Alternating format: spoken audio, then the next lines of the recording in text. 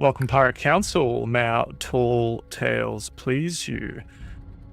When last we left our heroes, the fog was rolling in thick and heavy, swallowing the world in a suffocating grey haze.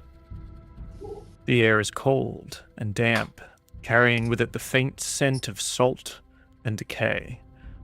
The sound of the waves is muffled, as if the ocean itself is holding its breath. Your ship cuts through the water, its timbers creaking softly, the only sound in an otherwise eerie silence.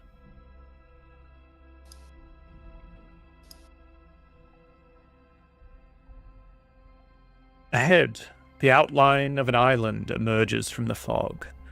A jagged, foreboding shape that seems to rise from the sea like the bones of some long-dead leviathan. The shoreline is littered with the wreckage of ships, their broken hulls and splintered masts jutting from the water like tombstones. The island itself is a desolate place, its cliffs black and slick with moisture, its surface dotted with the skeletal remains of trees. This is the domain of the Ghostlord, a lich pirate who has ruled these ruins for centuries. His presence is palpable, a weight in the air that presses down on you like a physical force.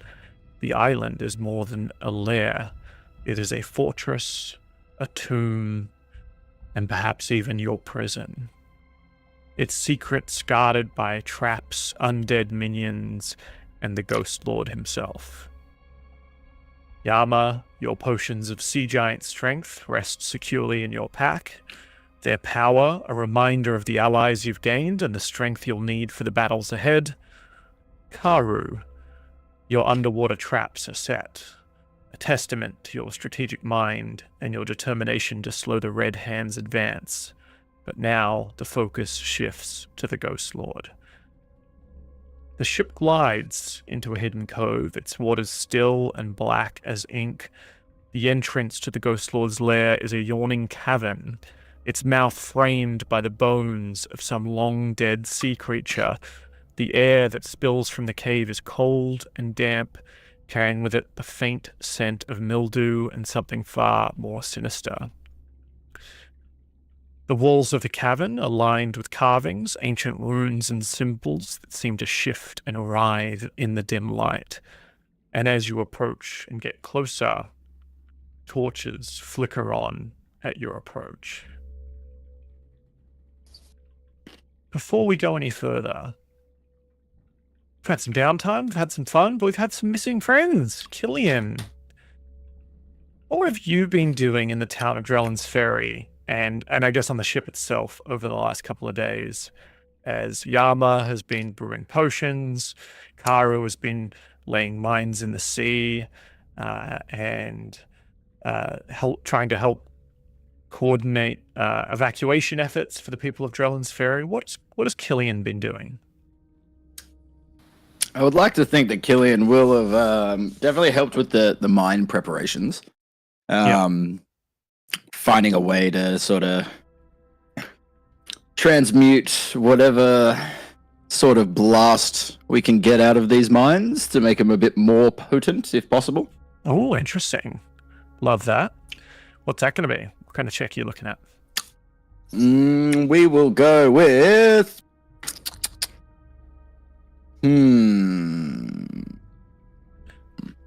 Arcana, of course. Excellent. 13. That's definitely a success. So how are you infusing these? I guess what were these mines made of originally, Karu? And then, you were setting traps and things like that, weren't you? Some sort of explosives. Yeah, I think I feel like I sourced the mines like that already existed. I think so. Whatever a sea mine is. Well, and as you explained last week, that was something that you had done in your previous career before joining the crew. Is there any discussion between Cairo and Killian on that topic, or is it just kind of like you fall into step, you both know what Killian, you see that Cairo's putting together mines or digging them out from, dusty warehouses. Is there a discussion about this, or is it more just like, oh hey, I can help you make them that bigger bada boom?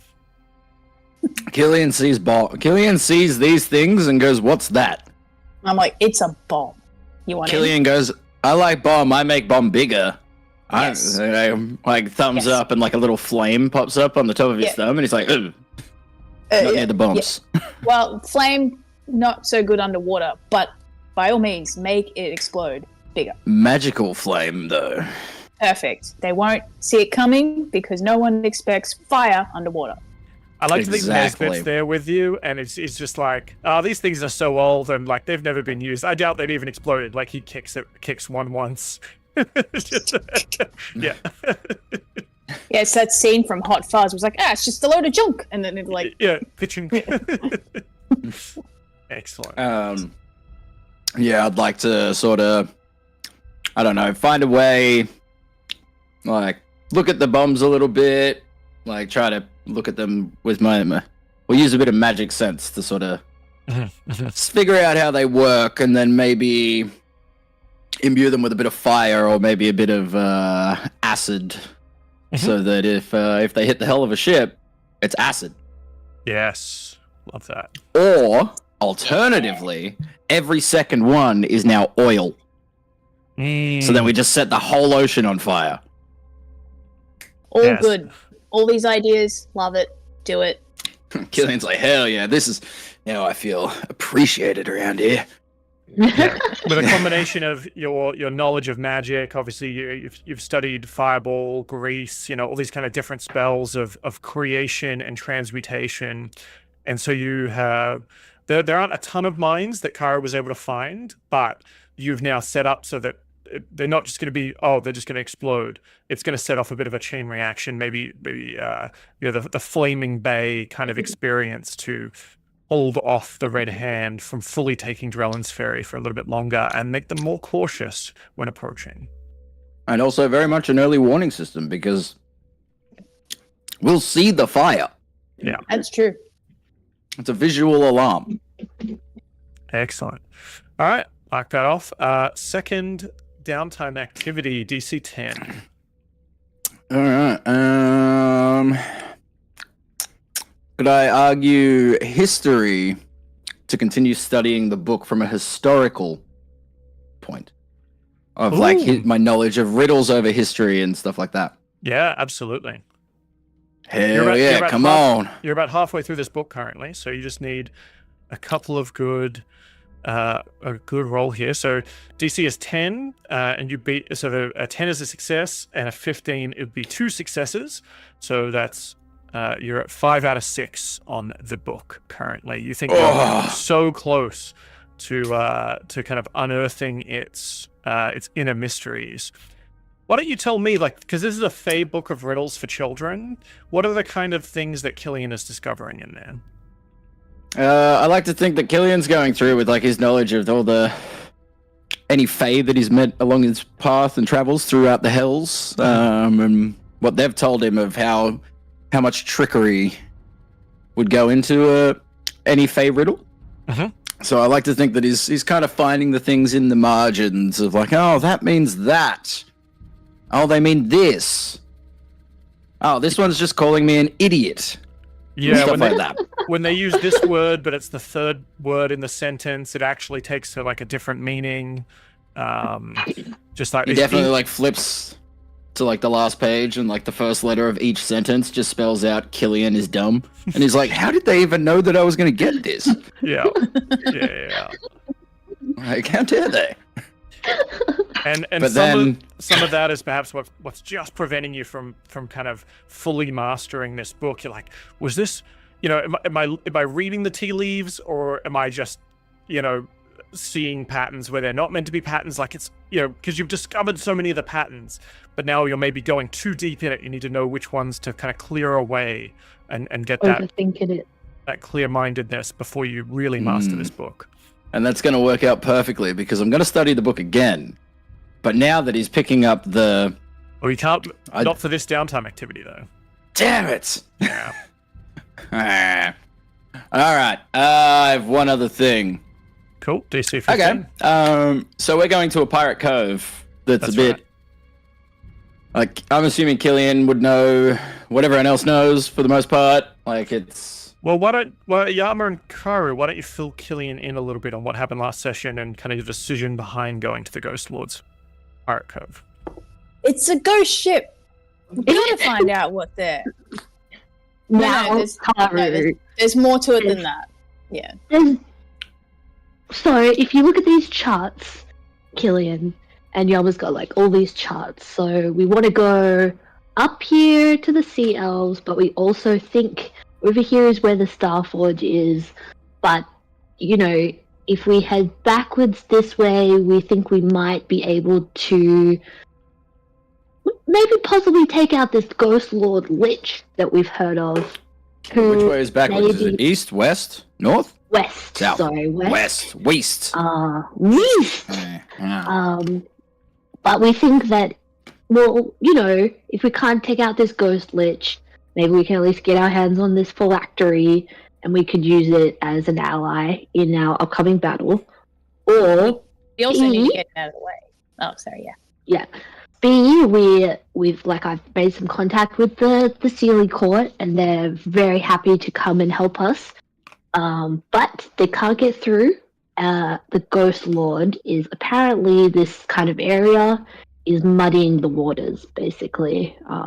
They can't make it through. So take out the Ghostlord, the Fae come through, or we can't quite get rid of the Ghostlord, but we blackmail him into joining us. Just gotta, we're trying a couple of different things here. Ideally, we get his phylactery so that we can kind of like semi-control him, and we get him to like, you know, we're like, we'll give you this back if you go and like ransack the hobgoblin ships, and But then we're we not also going to give it back, are we? We're just going to destroy it later. Yeah. Yeah. But if we believe that we're going to give it back, then he won't know. You know what I mean? Like, we've got to pretend like, oh yeah, totally give it back. Yeah. I'm never going to believe that I'm going to help a lich, but like I can lie. I can definitely lie to the guy. Yeah. That's okay.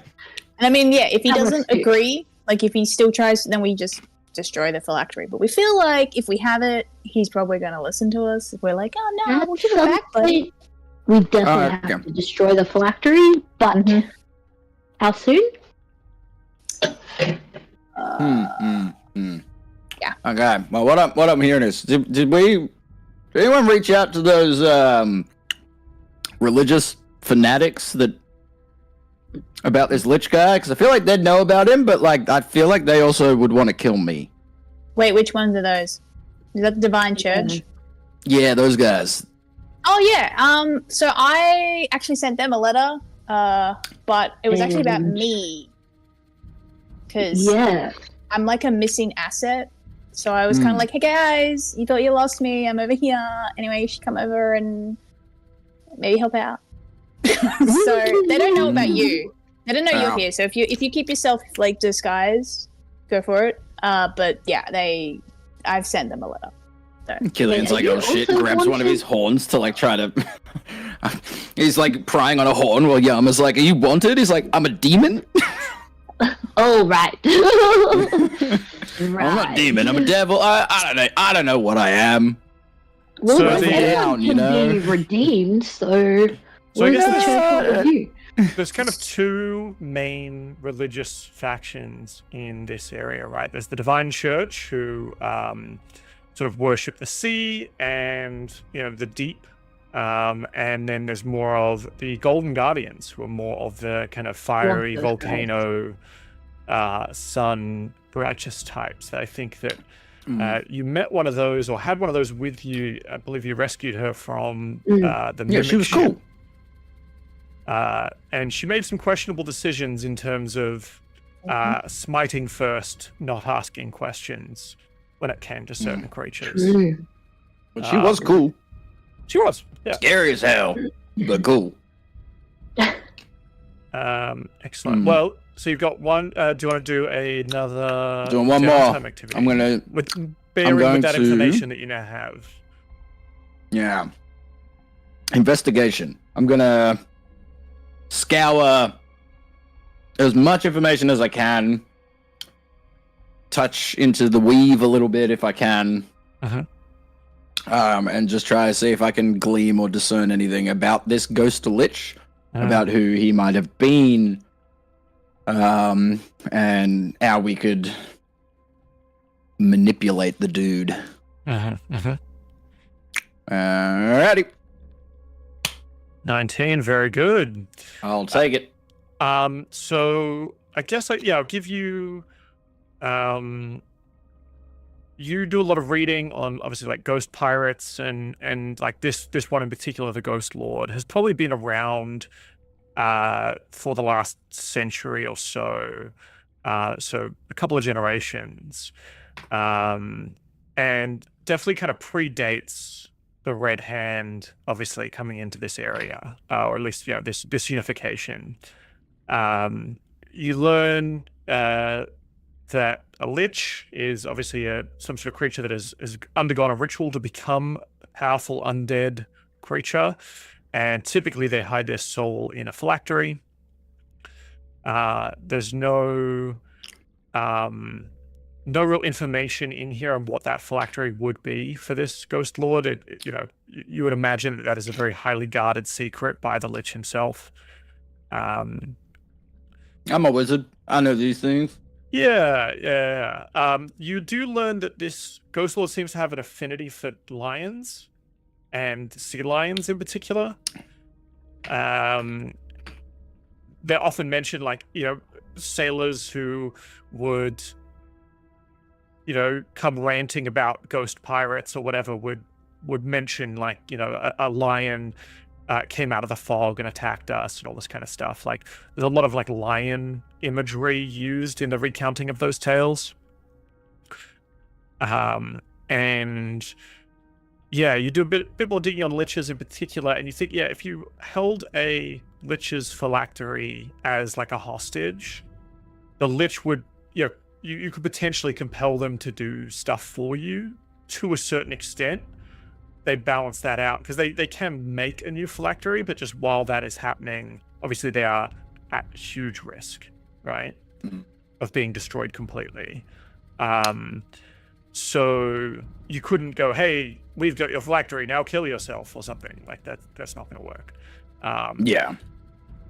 And they wouldn't necessarily do anything that would hurt themselves, but you could definitely get them to go away or to lift the veil so that the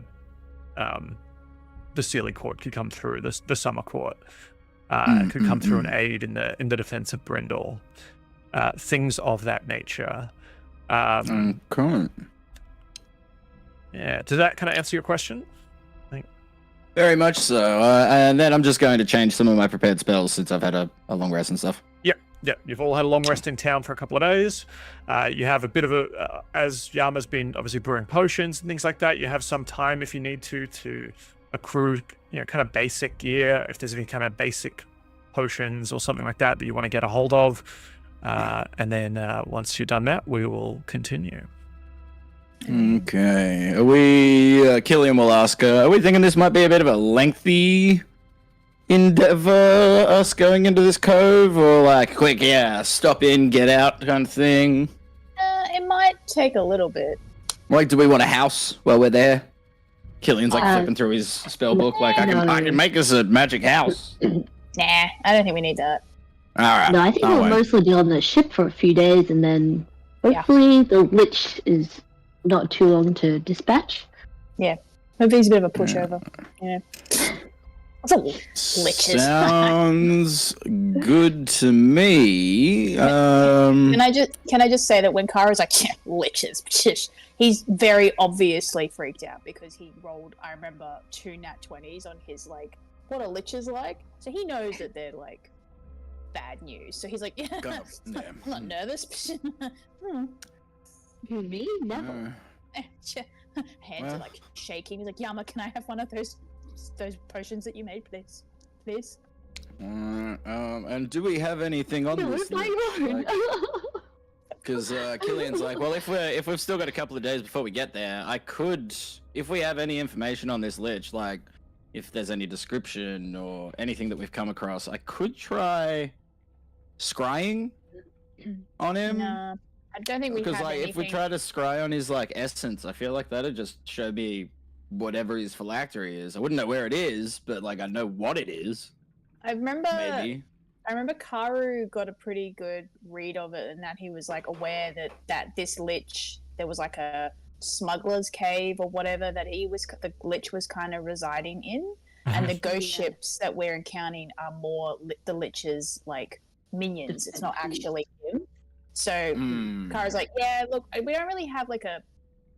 I know from stories and like from history around this area that he's gonna probably be in that cave. So his phylactery will be stored probably pretty close to where he is. So I don't know if his scrying, as cool as that is, I don't think we have enough of a scope of him for you to be able to like target him. What I know of liches, and correct me if it's what Dylan knows and not what Killian would know, is that some tend to keep their phylacteries away from where they are in case they are attacked. Yeah, so I guess Killian, I think, would know that, especially with his current investigation. You know, looking up sort of books on liches, confirming with what Karu knows about liches. Karu, weirdly, or maybe not weirdly, maybe it's never come up before, but Karu has a very in-depth knowledge on hunting like fey fiends and monstrosities. Has just years and years of indoctrination. I mean, training. On how to hunt weird shit. But you're absolutely right.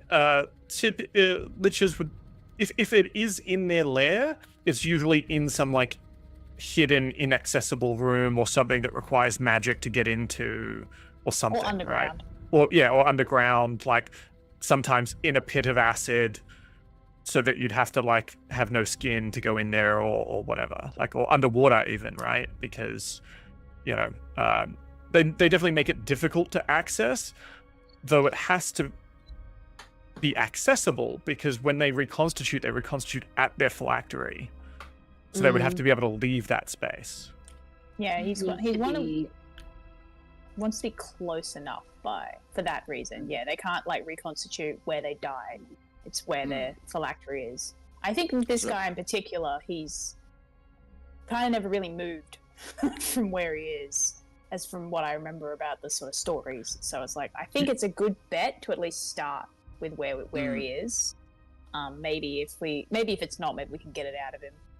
And I will not many people even know. I'll tell you on just on a meta level, and like how you interpret that in character, I guess we can discuss. But I think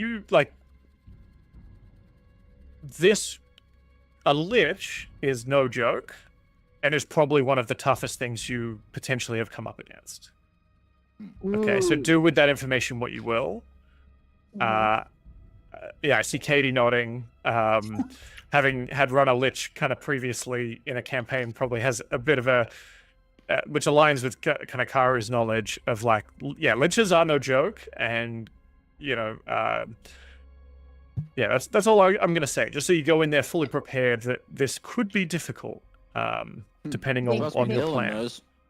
Yeah, I think Karu to Killian is like, you seem like you're pretty clued in.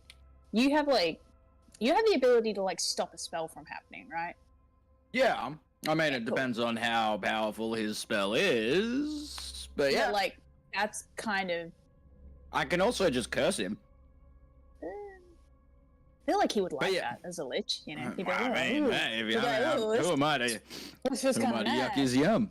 Exactly, but definitely the like counteracting, if there's maybe a counter spell, is like super useful for those guys, and that's definitely something I don't have the ability to do. I can merely. Killian's like, I'm picking up what you're putting down. We don't need counter spell. Also unremember counterspell today. I've torn it from my spell tome. It's gone. Sick. Right. Cool. Perfect. Yeah, no. We can definitely stop spells if we hit him hard enough. Yeah. I'm not even a wizard anymore. Like, I have this sword, and I'm like waving this sword around again. Yeah, you're a swordsman. Yeah, that's right. I accidentally like cut my finger as I put it away. I'm like, it's like against the ship, like, oh shit. Yeah, that's right. Yeah, okay. Never But mind. no, yeah, yes, that makes I sense. absolutely have counterspell. I've always got counterspell. That's never leaving. It's too useful. Good. As Killian swings his sword around on the ship, as you're like, at this point, you're making your way into the fog one day. Kara, you just hear a little voice in your head going, "Yeah, swing me around too. That looks like so much fun." Just okay. and you can feel the sword. Anything. Yeah. Try to like wrest itself out of your hand to like hit the mast or something. As you're, yeah. And you just hear Kara going, "Stop it!" to his sword as he's like just to think that windmilling it like this. Killian like walks past one day while this is happening, just feeling really uneasy, and he's like, "Kara, what's up with your sword? He's my new friend. What's his name?"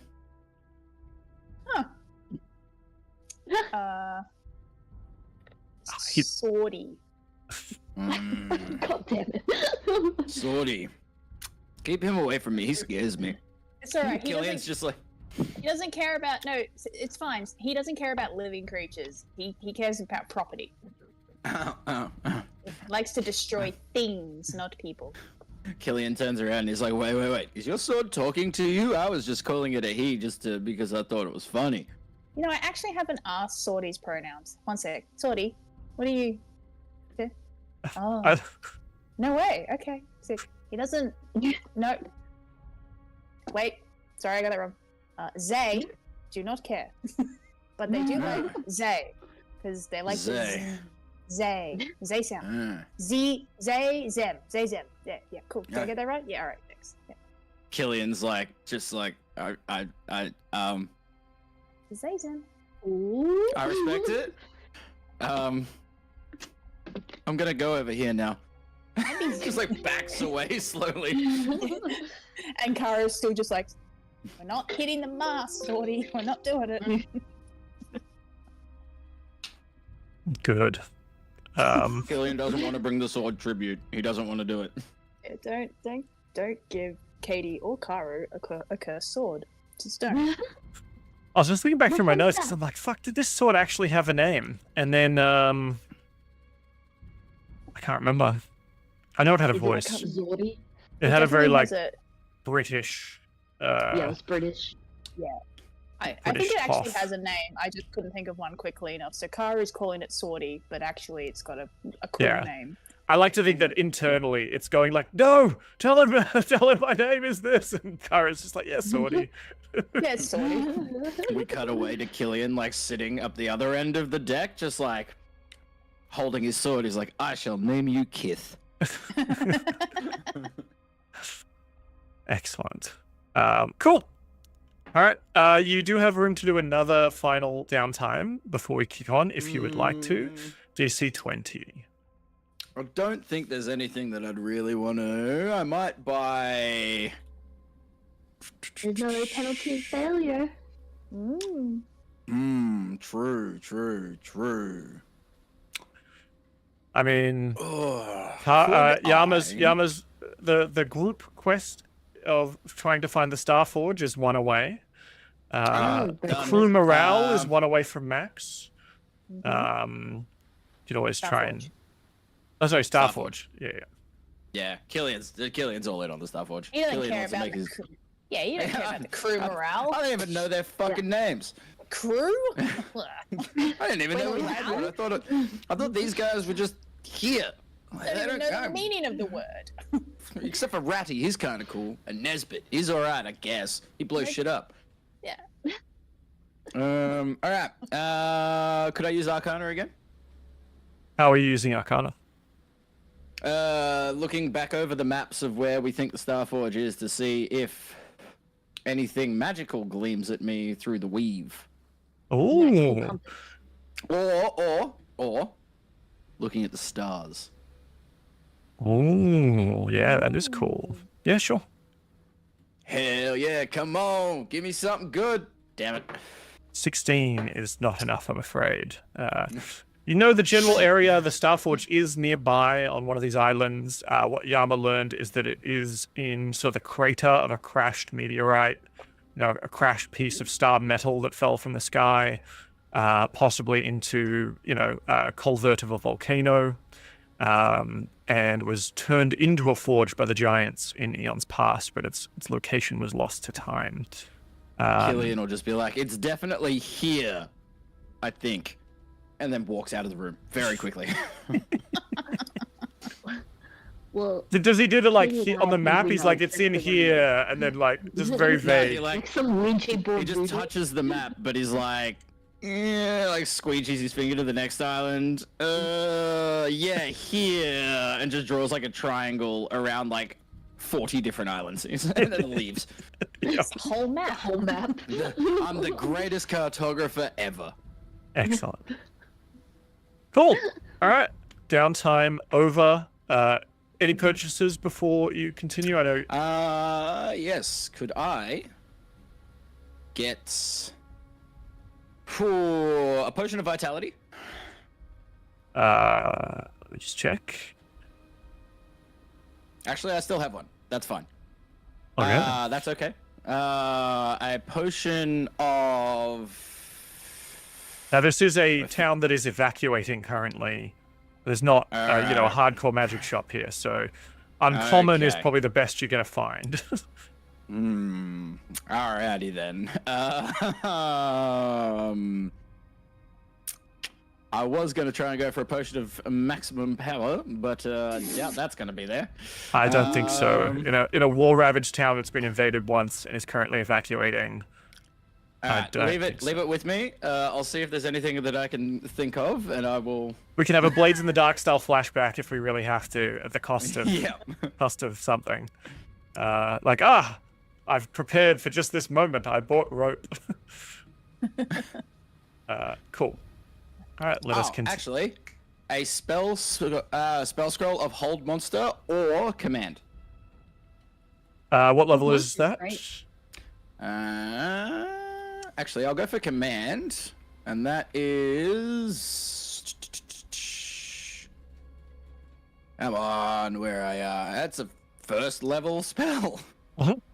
Yes, I think you found one of those. You were able to find one of the local sort of hedge wizards that's sort of evacuated, helping with the evacuation and sort of preparing. They're kind of clearing out a lot of stuff, and you're able to convince them to, take the time to kind of scribe out a scroll for you over a couple of days, and you provide the money for the ink and the quill and all that kind of stuff.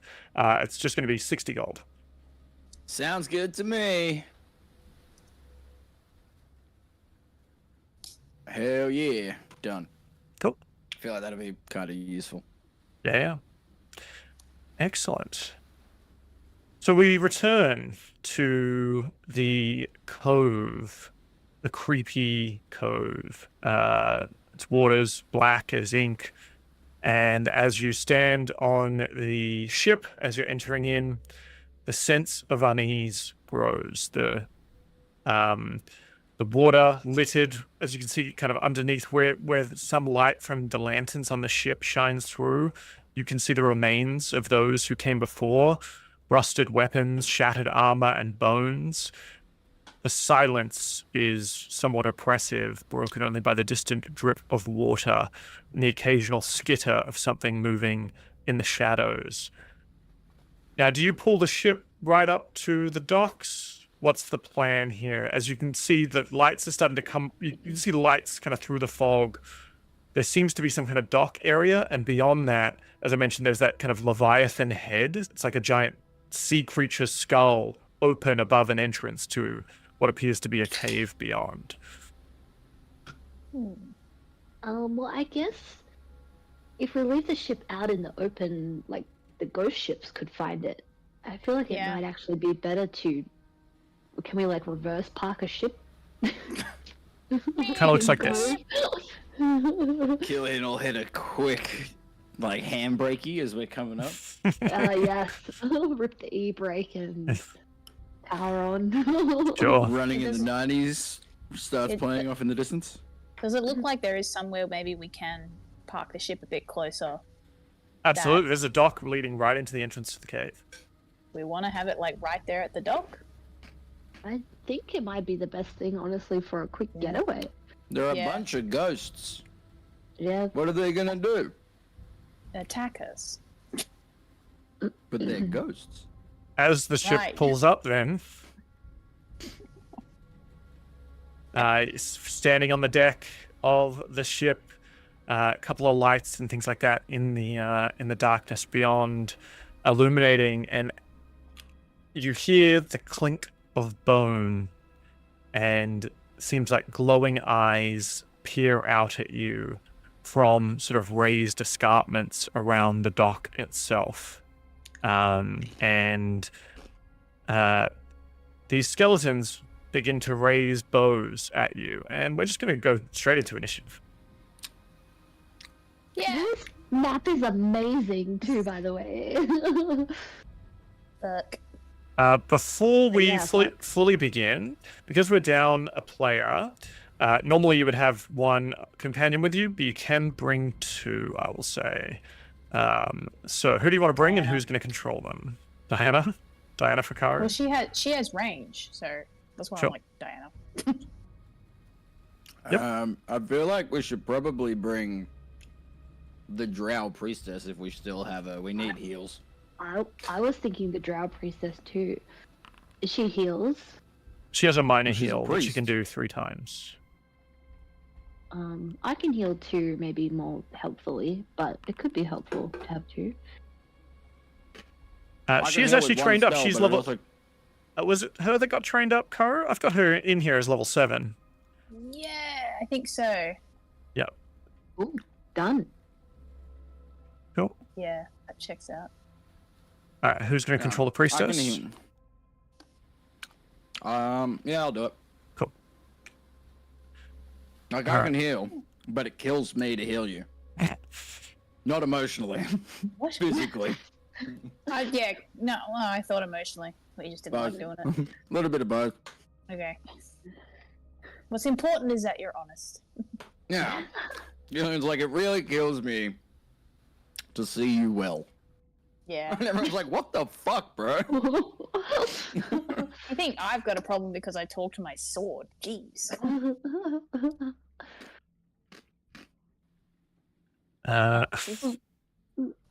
Excellent. Well, let us begin. What? I do like how I rolled a 2 Yeah, for initiative. I'm dead. critical failure. Karu, you're up first. Yep. The guy, where are they? Oh, they're all over here. There's like little dudes over here. Sorry, I was very zoomed out of the map. Yeah, it's a pretty big map. And these guys are obviously like at an elevation to you. If you saw the photo I kind of shared before, they're kind of up on that level, right? So they're probably like 20 feet up or something compared to you. But if this guy here is... Oh, sorry, Kate. Sorry, I prepared a spell today that I would like to cast before we actually go into battle. It lasts for an hour, if you're okay with that, Dan. Sure. Okay, sweet. Let me just find it and I'll put it in It's your called thing. Wish. And we are all invulnerable. I guess that's the other thing, Yama. You have, as a paladin, you can change your spells every morning as well. So have you chosen your spell list? Yeah. Yes, I have committed to my spell list. Cool. What is the spell you'd like to cast? I am casting Warding Bond. Sorry, I thought it was 3rd level spell, so I was looking for it like, what the heck? It's gone, but I'm casting this on Karu, so you touch another creature that's willing, create a mystic connection between you and the target until the spell ends. While the target's in 60 feet of you, it gains a +1 AC to +1 to AC saving throws, and resistance to all damage. But every time you take damage, I also take damage. Ooh. Cool. I've cast that And- on Karu. Beautiful, Oh, yeah. thank you. Cool. So bonus action. Oh, now it does say you have to have a pair of platinum rings that you and the target must wear for the duration.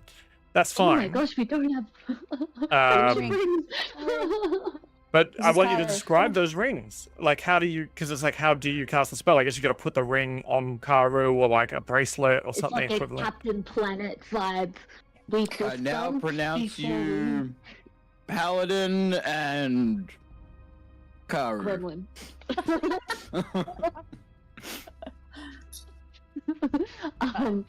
I guess the rings. Oh, maybe this is like something Yama's been like tinkering with or something. I guess he does like to tinker.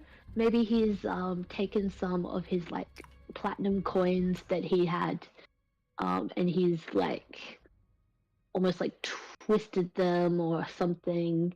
But Karu's is like a cool the way he's like twisted it. It almost looks like a cool like tentacle, but it's not very artistic. It's very like hand-fisted, kind of like he's done his best. And Yama's is like he somehow like put a hole through the coin and has kind of like bent it back on itself. Yeah. Gillian's Awesome. like, if you had have asked me, I would have given you some heat to like make these a bit more malleable. Well, we can fix them up later. This was kind of a rush job, I guess. You didn't need me. Don't need me. I see how it is. No. Karu, like you put it on as he starts to run up to the front of the ship. He's like, "I love it!" As he like takes off. I think he said he loves you. Yes, that too. Hell yeah. Karu actually has a crossbow Sure. that I've never used. So it's gonna get that out, which is wild. And I'm gonna shoot. So like the ruined blade kind of like gets quickly like, and then the crossbow comes out. So he doesn't have the ruined blade in his hand. And I'm gonna shoot at this guy over here because he's within 80 feet. Yeah. Excellent. Pew. Sorry. Shoot. 19. Oh, sorry, I wasn't paying attention. Which one are you targeting? This one? This guy. 19 will definitely hit. Cool. Ugh. 5 piercing damage. That's more than enough. The skeleton, in fact, his little head. This is exactly what he looks like. Now, Aww, I feel bad. Oh. He's great. I love this picture. That is a cute picture. I like his boots with the fur. He boots with the fur. Cool. All right. So that one goes. Uh-huh. Well, then I'll shoot the guy next to him. The one above him is there. sure. Oh wow! If you hover over them, it tells you how far away they are, so you don't have to measure. That's very sick. cool. Okay. Oh yeah. That's really cool. Oh yeah, so I'll shoot his friend with my second attack. Pew. Pew pew. Whoa. Okay, well that hits. That's a nat 20. Yep. I think he's obliterated. It was only 1 on the crit roll, so that's 7 damage. Yep. You're attacking. You're attacking these ones up at the northeast, right? Yeah. Yeah. These. Yeah. Sorry. Oh, Ping. I killed Sorry. the other ones. My bad. That's fine. They're in range anyway, so I'll just move them over here. There you go. Swap them over. I didn't even see those ones up there, so yeah. Really should be killing those ones so we can go that way. Okay, well, fuck. That's fine. And then Diana, I can't move her. But she's going to come up behind me. Yep. And she's going to shoot. She just hits because you hit. Yeah, so she's actually going to shoot one of these ones that's in the way up here. Okay. So where's her damage? Yeah. So as you're shooting these on a meta level, I'll tell you that they are minions. It's not just one hit kill, but if you do damage in more than their hit point maximum, they just die, and they have a very low hit point maximum. Yeah, right? Nice. Good But to know. if you only do like 2 damage, they don't actually take damage. They just don't, and also just don't die. So don't use caltrops, I guess, or something. Yes. I can't seem. I must not have control over Diana because I can't roll. Oh, sorry about that. Like I can't. No, that's fine. So I'll just do the damage this way. 13. She obliterates that little dude. Yeah. Oh yeah, well, I have control of Diana for some reason. Give it back. Give it I didn't take it. back. Let me make sure. Maybe because of the new way you guys joined. Yeah, possible. Yeah. And that's enough for me now. That'll do. Cool. She's 7th level. She gets 2 attacks. Oh, okay. Well, she's gonna shoot one of the guys up here again. One of these dudes. Yeah, I guess because you hit 2, she can hit 2. That's fine. Just speed that along. Fair enough. Let me just roll her damage. Whoa. I mean, we already know it hits. Fuck's sake. Damage. Sorry. That's 7. right. 7? That's enough. So you pull out the crossbow, bang, bang, and she's sort of standing behind you with the bow, just releasing arrows. It's kind of like back to back as you're shooting to the west, she's shooting to the north, and you just hear skeletons crumble down and collapse. Are we like docked, or are we? Yeah. So I'm gonna say like you can jump off there without risk of jumping in the water. I just can't move that ship. That ship was as part of the map. Okay. Would you mind? I would use the rest of my movement to get to here. Sure. That's cool. Thank you. That's me done. Very cool. Give me a perception check, Kara. Hell yeah. Can I use my smell? If you want to. Or my hearing? Hearing or smell? Hearing, I think, is better. Okay, ears. Flapping. 12. Yeah. I'm not flapping that hard. No. That's all right.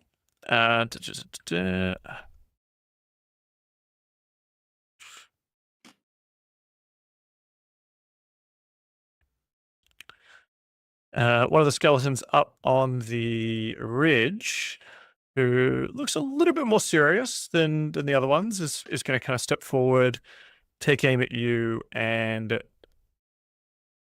try and shoot you with his bow. Oh. Did I just throw a bone at you? That's so cool. A 6 will not hit, though, I assume. But a 19 will. It does, yeah. 4 damage on you, thanks, Kara.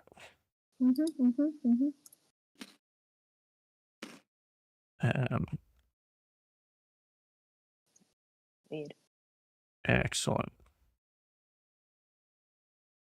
Cool. What else we got?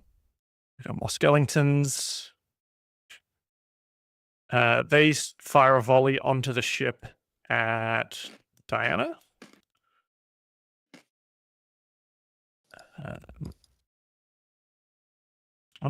I keep clicking. Need to. 10 will not hit, I assume. No.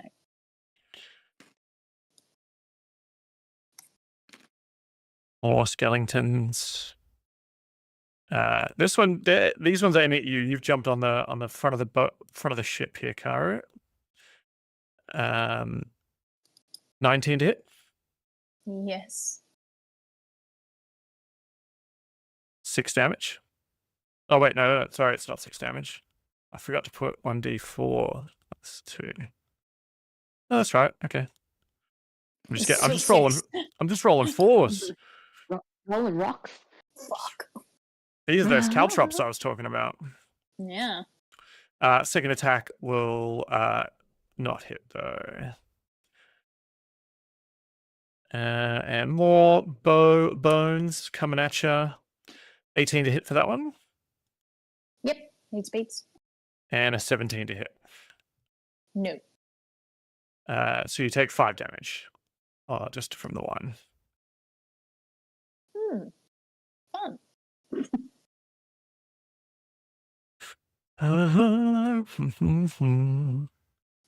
Wait, sorry, did you take any damage, Karu, or not? No, I did.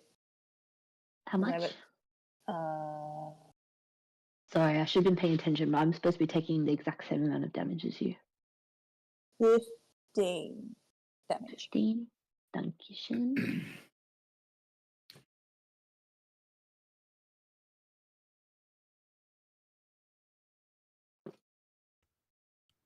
Cool. You have Oh, I had resistance. I hope resistance, you, yeah. No, I I hope you've hadn't. been So it'd adding be, that. And it'd be half plus of 1 that. AC. I've done the +1, but it'd be half of that then. Sorry, Beauty. sorry. My bad. Nice. Put it back. Cool. You see a figure step out and so the big jaw of the Leviathan is kind of up above you, Karu. You can kind of see into its dark. Well, you can't see into its dark maw, but you can see that there's there is an inside that maw kind of up above you. Below it, though, is the entrance into the cave itself, right? And out steps a figure out into the light, and this looks like some kind of, I guess you might know what a wight is. It's kind of like a super zombie skeleton combo. Undead a part of my. Oh, that's cool. Yeah. Yeah, he's an extra undead. Extra. I feel like Karu said that in as he stepped in, oh, he's cool. Yeah, Karu knows undead pretty well. Yeah. So he's gonna take some shots at you. 12 to hit. I assume will not hit. Nope. And then second attack, 14 will not hit. Nope. So rude. These guys have worked all day to try and shoot you. Work harder. Work harder. 23 to hit. There you go, like him. Yeah, that works. So this is from that group of minions. You're just going to take 3 damage. I will take 1 because I'm resistant. All right. Sorry. It's fine. Fine. All right. We got Yama and then some other people, and then it'll be Killian right at the end there. Just sitting there. Killian's like on a deck chair. I'm like, don't mind me, guys. Still reading this book. Can you hear the waves? Can you hear the creaking of the ship? They're adding to the atmosphere. Atmosphere. Yama is casting Expeditious Retreat on himself so he can keep up with Karu. Is your bond spell concentration? No, it's 1 Oh, hour. cool. Yeah, that's why I was like, I need to do this before battle. Yeah. But that basically means I can keep up foot for foot with Karu because I need to stay within 60 feet, otherwise the spell ends. So I love that you probably didn't tell Karu that at the start. Nah. yeah, Kate told Katie. Yeah. No, that's extremely fair. We just got awkwardly married by Killian, and then you ran off. Yeah. I am the captain of the ship. I actually, I'm the current captain of the ship because no one else claimed it, and we were in international waters, so I can marry you, and that's how that works. And Killian's just talking over back everybody. To the first part of that sentence and think about how untrue that was. And I claimed it. I got the hat. Killian pulls a trike. Killian pulls a tricorn out of his jacket and jams it over his horns. It's not coming off now. Karu's like, I've got the hat, the actual hat. Yoink. No, you can't. No. Anyway, Yama on his turn, while nobody else is talking, he runs in somehow this magical speed that he's got, and he's bends over, panting, hands on his knees. He's holding his throbbing knee, and he's like, "Karu, we just have to stay within 60 feet of each other so I can keep the spell up, but." Yeah, you do you. I'll just keep up. I'll do my best. And that's Yama's turn. I like to think that Killian sees this happen and yells from the ship, "Don't die, old man!" I'm trying. It was a really freaking fraught with danger jump onto the docks, but I've made it.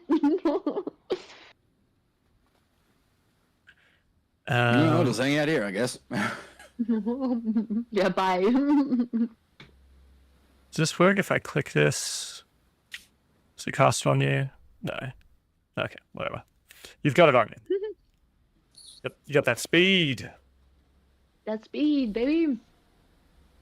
We'll leave that for now. And that. Another figure emerges from the gloom and leaps down onto the decking here and is going to attack you first, Karu. Love that. Actually, it doesn't leap. He floats. He's a floater. A figure that's more like a robe with mist and smoke with a skull-like face flies down out of the gloom at the both of you. Wow. Oh, that's sick. All this artwork is dope. Yeah. Don't like that. 25 to hit. To me? Yeah. I'm gonna buff Karu with that reaction. That's the +4 to your AC. Is that enough? No. Damn it! That's fair. I didn't know what your AC was. It's never 20. No. Well, awkward. You're gonna take 20 psychic damage. Does Yama's resistant thing count for this? I would assume so. It's not just physical, is it, Yama? It's all damage. You split. Yeah, it just says you have resistance damage. So 10 damage. So you take 10, and I think Yama takes 10 as well, right? Yes. Yama, because you took damage, you need to make a concentration check. Thank you very And much. Karu, because you're being touched by this creature, you need to make a DC 14 Wisdom saving throw, please, or be dazed. Oh, but I'm not. You have a +4 to your saving throw for this. It's alright, I actually saved. Hey. So that's 21. All right. Oh, fine. Let's see how this. Alright, Dan, I'll cast Hold Person on your big bad, and then you'll understand true pain. Yeah. I'll cast Command. Interesting. Oh, never mind. It's showing me a bunch of automation shit. Like, it's like, do you want to apply this damage to Karu and all this kind of stuff? I'm just leaving all that. And then it came up with a thing saying Wisdom saving throw, Karu. Click here. That's all good. Can this guy do anything else? Did I? I sure hope not. Oh, yeah, he can move more. So he's come from over here. He's going to phase through the both of you and float out over the water. And yeah, that's it. I shouldn't wait. have been using the ruler tool.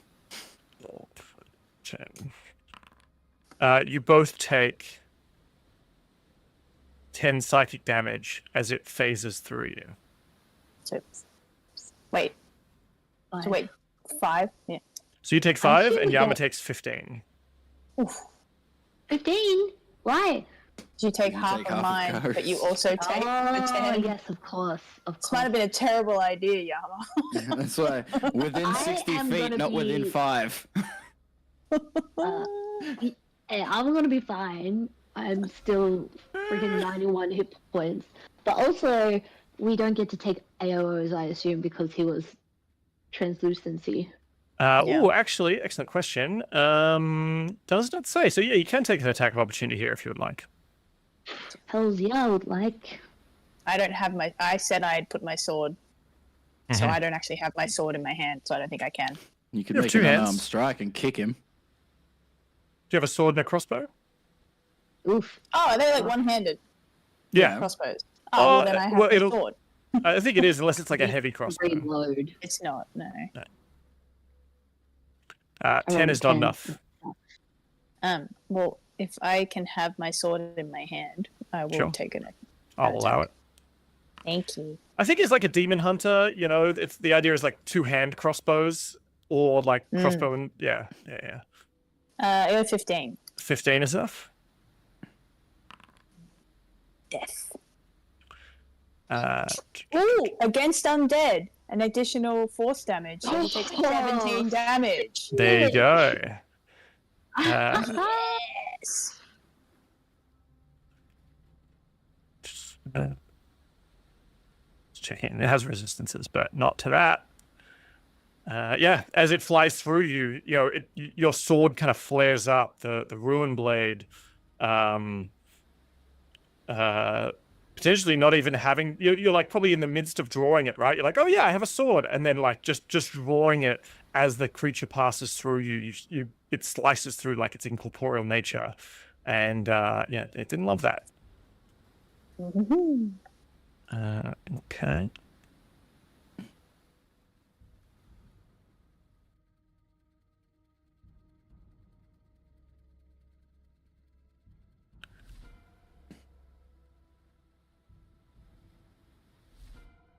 So many little dudes.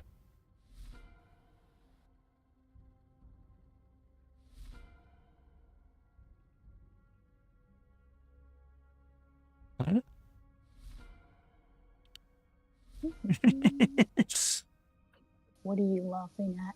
Oh, just that there's so many. Like, I've just got like lots of things, lots of dudes up here. You know. And he's just moved them out of my sight.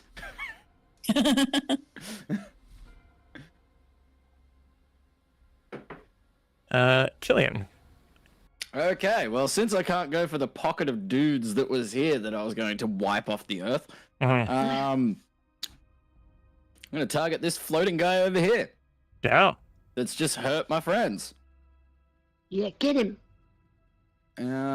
And I need to go back into my spell sheet on here because the automation for it's gone for some reason. So we'll just fix that quickly. And I need... Where's it gone? Yeah, we'll do it. What? No. Third level, why not? Cast that third level. Yeah, cast spell. What the hell? Love it. How do I... Oh, that way. Place measured template, yeah. And you can scroll wheel to kind of rotate it around. Yeah. Which way does it go? Yeah, that way. 100 feet long, 5 feet wide from you. Yeah, so... Bam!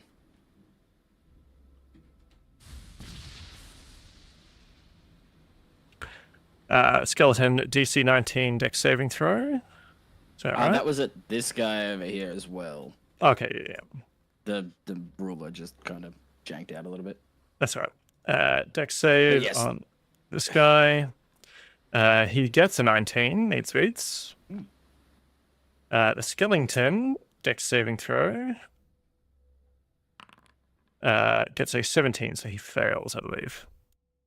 Yeah, so it's half damage, isn't it? Half the damage on a successful save. So what?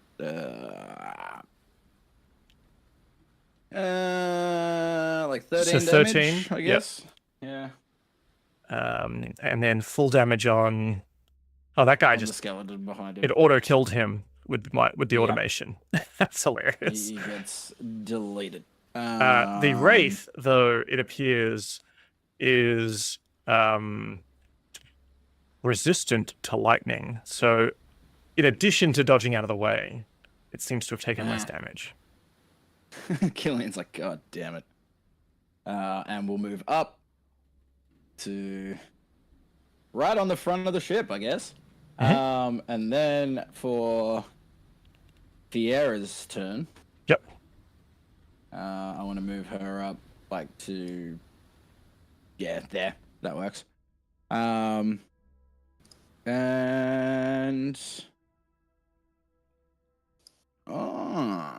she can cast things. She's gonna cast...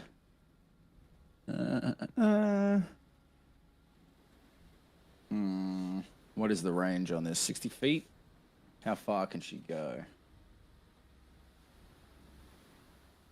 Wait, I need to move that character sheet over there. 20-foot cube. If I cast it there, then I can get all of that. Cool. She's gonna cast web. Okay. Oh no, she doesn't have a full spell list. It's just the minion stuff. So she has She has her signature attack, the heal, spirit guardians, and banishment. She's a follower.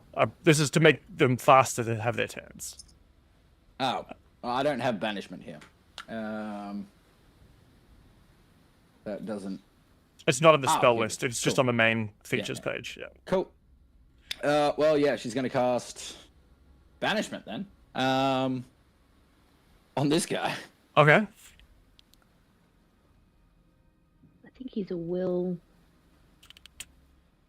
I can't do anything with it. That's all right. Let me check that in there. And see if this works.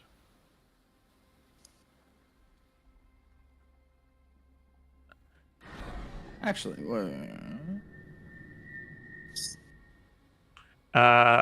Wraith makes a saving throw. DC 14. And fails. Hell yeah. And is banished.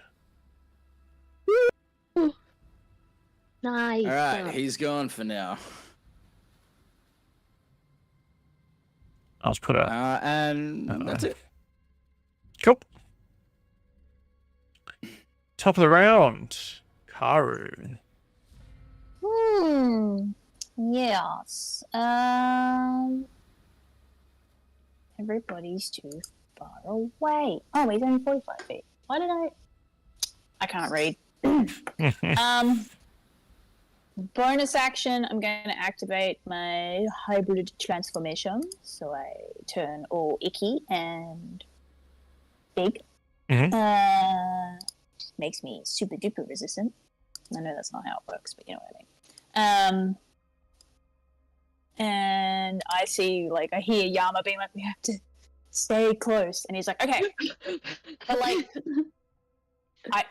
yes, but I'm still going to go to that guy. That's fine, I can. But it's fine because it's, like, still in range of you. So I'm going to meow up to this guy. More arrive, foolishly seeking fortune and glory am going to in this domain of the damned. I'm gonna hit him with my sword. Mm. You know, nice and simple. Just Sure thing. Whoop-pow. Wow. 15? 15 hits.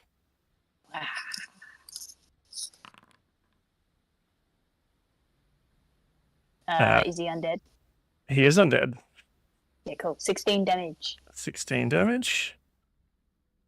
And I pow with a second hit. 12 does not hit, I'm afraid. No. Damn. I'm just excited about the extra damage. Mm-hmm. I think I can only do 2. Yeah, I can only do 2 attacks. Cool. That is me, and Diana will... If she's shooting at the same target, she can hit with one of her attacks. Oh no, she just gets to roll if you miss, I believe. What? If you hit, she auto hits, but if you miss, she has to roll to hit. Yeah, so it does have to be the same... Doesn't have to be the same target though. She can target someone else, yeah. Yeah, because I think she'll just try and pick off some more of these dudes. Mm-hmm. So she's going to target... So she's going to hit that guy they just pinged with the attack that I... Yeah, so where is it? Yeah. Cheeky raid from Squizzard TTV. Thank you. Oh. Hope you're enjoying some Ghostlord action. I'm about to murder this party. Give them an incredible challenge. Hey. Apparently, she did 9 damage on that guy, so she got maybe him. they can be inured against And then the she's going to horrors roll below. to... Oh, let's hit that again. Why is she incapacitated? What is going on? She shouldn't I mean, be. no, it's fine now. I'm getting a lot of strange messages and I'm just ignoring them.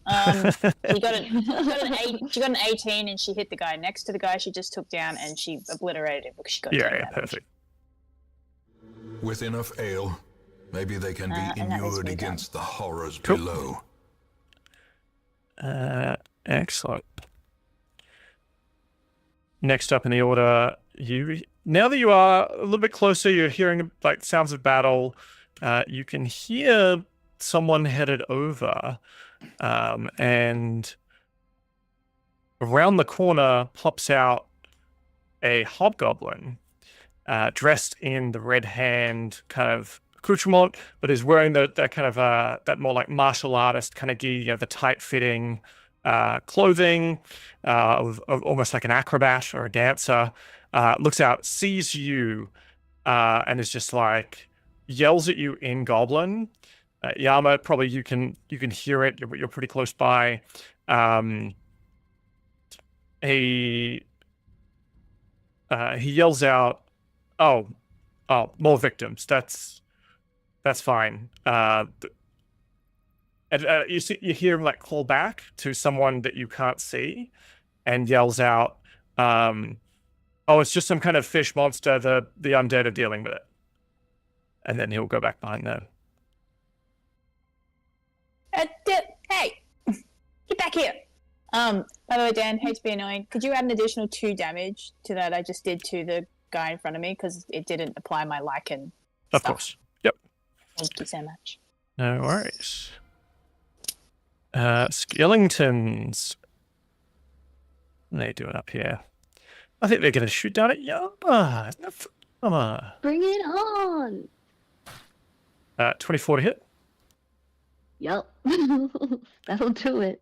Just 2 damage, which I think you just ignored, don't you? Yep. Man, these guys don't know that. They're dumb undead. Dirty 20 for another 2 damage. Yep. So they're firing at you and just shooting you with arrows, and your whole... Starting to look like a pincushion. Not even. I think they're just bouncing off your adamantine armor. As if, they just can't find purchase in what you've got going on. But undead are not known for their intelligence. Maybe this white is a little bit different, though. He has a sword and is going to come attack you with it, Karu.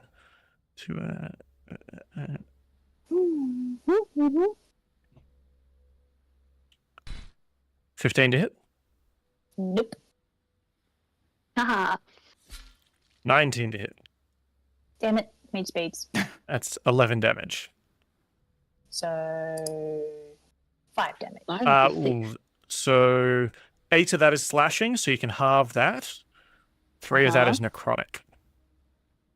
What happens if I'm also resistant on top of Yama's resistance? Am I just resistant, like normal? It doesn't halve again. Like, resistant is just a thing. Yeah. Okay, so it was... Alright. How much? I'll tell you what, I'll say that Yama only has to take the half the necrotic damage, right? Because you're resisting... Oh, no, wait, yeah, it's different. Because Yama's just taking half of the damage you take. Yeah, but I think that that's is like the resistance. Yama resistance is we're taking full damage cumulatively. Yeah. I'll say that Yama can just take any damage that you don't naturally resist in this form, right? Like, so you can't resist the necrotic, so Yama has to take half the necrotic. Half of that. Yeah. Or takes the necrotic. Wait. Sorry. So it was 8 slashing. You resist that down to 4 because of your werefish form. I'm going to say that Yama doesn't need to take 4 slashing damage. Gotcha. You also take 3 necrotic, which you can halve down to 1. But Yama will take 1. Yeah. Gotcha. Does that make sense? I think that makes more sense that, like, it's effectively any damage you would have taken, but I'm putting your resistance first in front of this spell. Yeah. Alright, cool. That makes total sense. Love it. 2 attacks from the white. That's it. Where are we at? Skeletons up on the... he's going to shoot at Diana, seeing as Diana's been picking off his classmates.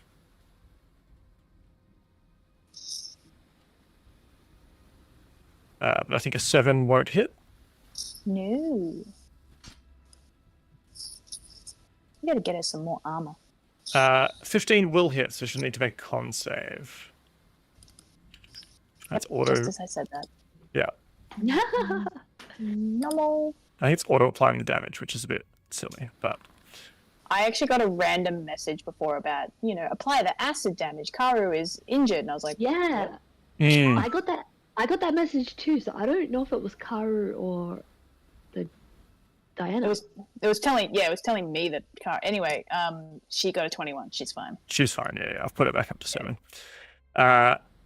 On the side of the ship next to you, Killian, you hear something climbing up onto the ship itself.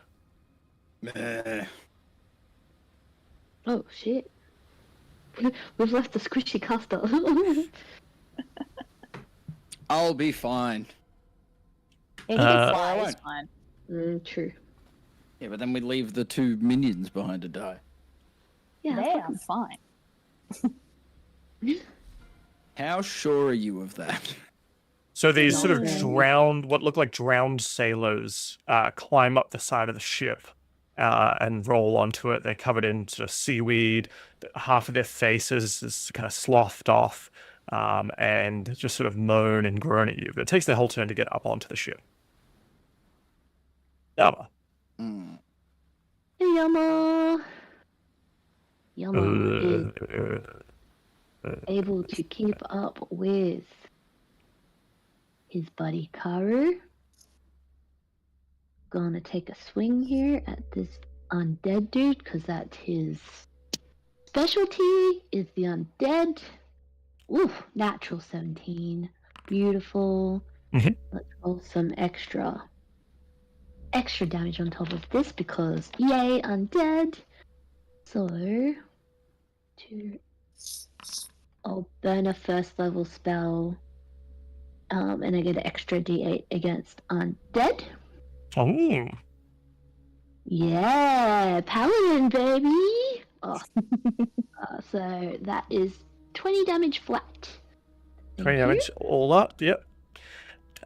This guy doesn't seem to be particularly weak against radiant or anything like you. that. Radiant. Okay. But- I'll take my second swing. You've taken a big chunk out of him. Ooh, that's not great. That's a 16. 16 hits. Whoa, amazing. I'll do the same spell slot again on him. 2, 3, 4. Boop. So that is 8 plus. Ooh, good roll. 8 plus 17 is 25, please. 25 damage. Ooh. Yeah. That definitely bloodies the creature. Pow, pow! Nice. Yeah, Yama is like glowing now as he's like making these sword motion, and it's like a friction as this light grows around him. This is his total vibe. Mhm. Excellent. And as you actually, redemption. yeah, is Yama saying anything like "be redeemed" or like? No, he like if anything, he is kind of like, I will give you your redemption, and it will be like returning you to your grave. Yeah. Kind of vibe. I think- Cleansing you.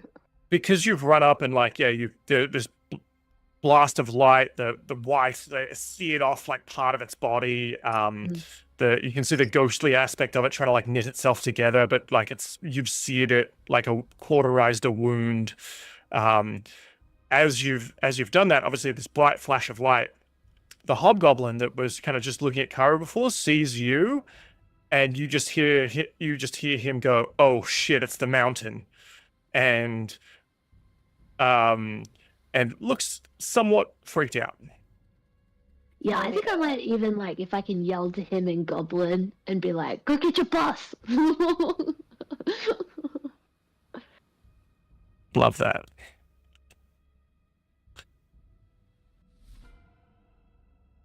What's this guy doing? He was banished. Oh, a different guy. Guy you can't see yet. When I can see him, he's dead. DED dead. Dead. DED dead. What is your passive perceptions, Karu and Yama? Trash. Oh, trash. Oh, wait, mine's 15. Mine's 15? 11. Okay. Mine's 16 and I can see them. Passively, I can see them. Nice try, Killian. I mean, I got 24 passive investigation. Not that that's ever done me any good. Yeah, I know, right? It's fucking useless. 17 in Who that investigates passively, honestly? stat. Right? I was gonna Killian say, scans the room as he walks in. He's Yeah. looking for shit to steal. Sounds like perception to me. Skeletons? More skeletons? Skeleton. Just gonna move them all at once. Mm.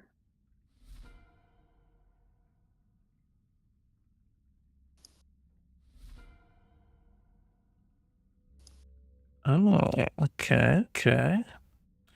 From inside the cave, kind of like underneath the jaw of this skeleton, Leviathan skeleton that's kind of above your heads, and is like, it's got its open maw. Underneath the jaw, as if like coming from the neck itself, on the roof, is a creature kind of climbing from above you, and it leaps down and attacks you, Yama. Oh, wow. Creepy. Oh, what? That's sick. That wild headdress. Yeah. All these characters are dope. All the dope 23 to hit Hits. for 11 damage. Yeah, I think it's auto taking it off your foundry thing, but I assume you guys are using D&D Beyond to actually track your health. Yeah. Yeah. Yes, But I am. this gives me a good indication of like how hurt you are, at the very least. 11 will not hit. So it leaps down at you and just starts like clawing at you, and then tries to bite you. Con saving throw, please, Yama. Oh, yes. DC 14. Here.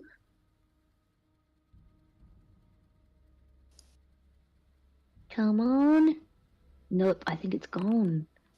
It's gone! He's not so fast anymore. What'd you get? I An 11. failed. Interesting. So as it's like clawed at you, it's like holding on to your armor. Its claws like rip in through a seam in the armor itself and kind of dig into you. You are grappled. Oh, so this was a con save for something else, so I may still be fast. Oh no, Okay, oh okay, yeah. You're grappled regardless, just by getting hit by the claw. The bite, though, as it bites into you, because you failed, you're going to take 14 piercing damage, piercing and necrotic damage, effectively. 6 piercing, 8 necrotic. Okay, the piercing gets You can mitigated reduce. a little bit. Sorry, can you give me the damage one more time? Or just blank. 6 piercing, Mm-hmm. and then 8 necrotic. Okay, 3 piercing, 8 necrotic. And your hit point maximum decreases by 8. Oof. Override max HP. Yikes. Not so cute now, is he? Hate it. Oofta. But I'm on 69 hit points. Worth it. Worth it.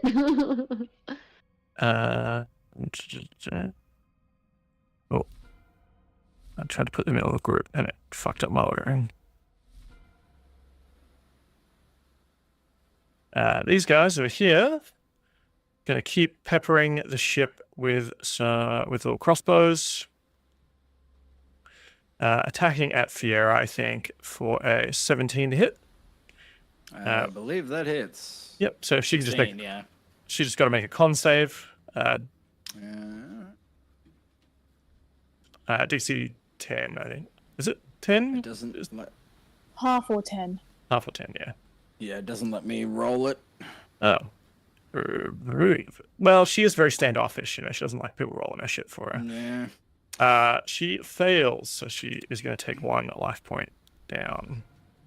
Killian. All right, it's my turn.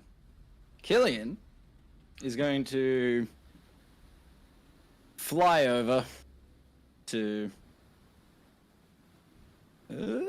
Yeah. There. It's just ignoring Abandoned the ship. ship. He's like, no, because he's seeing this thing drop down and fuck up his friends. Yeah. And then, would I be able to argue that I can hit this guy here without hitting Karu? Yeah. Yeah. If the spell reads, you create a bolt of lightning that arcs, so I'm assuming it moves. If it's the lightning bolt draw a line, then no.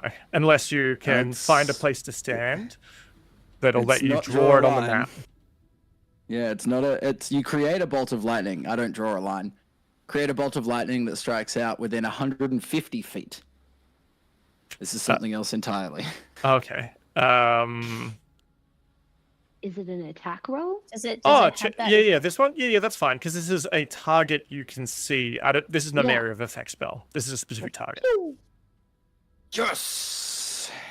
Well, this is about to get great. Killian comes off the ship and he's like, "I've had enough of this. Watching his friends get battered. So we're gonna do this." Yama's like, I'm fine. That's 54 damage to this guy. This guy. Oh, I love chain lightning. This guy. And if anything is within 30 feet of the last guy. Gotcha. Yep. So a lightning bolt strikes out from your fingers, from your hand. As you said, arcs, electrifies the white, jumps over to the vampire that's holding on to Yama, and then jumps again to the hobgoblin. And they're all hit. Dex saving throw for each of them. Dex save of 19. The white fails, the vampire spawn fails, and the hobgoblin fails. So they all take 54 damage. Mm-hmm. Nice. Bye. Oh, yeah, eviscerated. Vampire's still alive, goddamn. But the hobgoblin is not. I like to think that the last arc goes like through the goblin and just like shatters a box in the back wall. It's just like singe marks. Yeah, there's like a copper bell that's like on a barrel, and it just like grabs the lightning and just sizzles and just burns a hole in the top of the barrel that it's sitting on. And wherever the two creatures that died, there's just like burnt into the ground their foot marks. Yeah. The sound of the bell blowing up, the blade in my hand is just like, yes, destruction of property. Stop targeting these squishy blood things. Could I argue that a little bit, like as the bolt flew past Ko, like a tiny little bit, just like fist bumps the sword? Yes, of course. Yes, little lightning hand. Perfect. Killian then yells out, "Are you guys okay over there?" We're fine. We've been fine the whole time. All right, cool. But also, do that. That was cool. I'm not saying don't do that. It sounds good. I'll do it again later. Maybe. No, I won't. Definitely That took a lot out of me. again. Whew. Anyway, Killian is... not Killian. Fiera will cast... I just need to check out this spell works. Because I don't have this spell. Yeah, it's a priest thing, isn't it? Yeah, it's a priest thing. Cleric thing.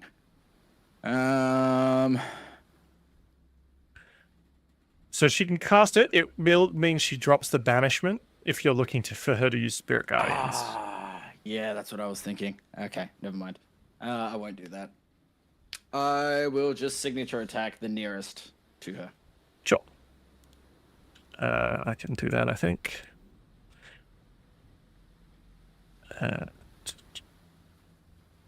Missing on the first attack, second attack. She misses twice. She hasn't been getting out and around a lot. I think she's not good with that.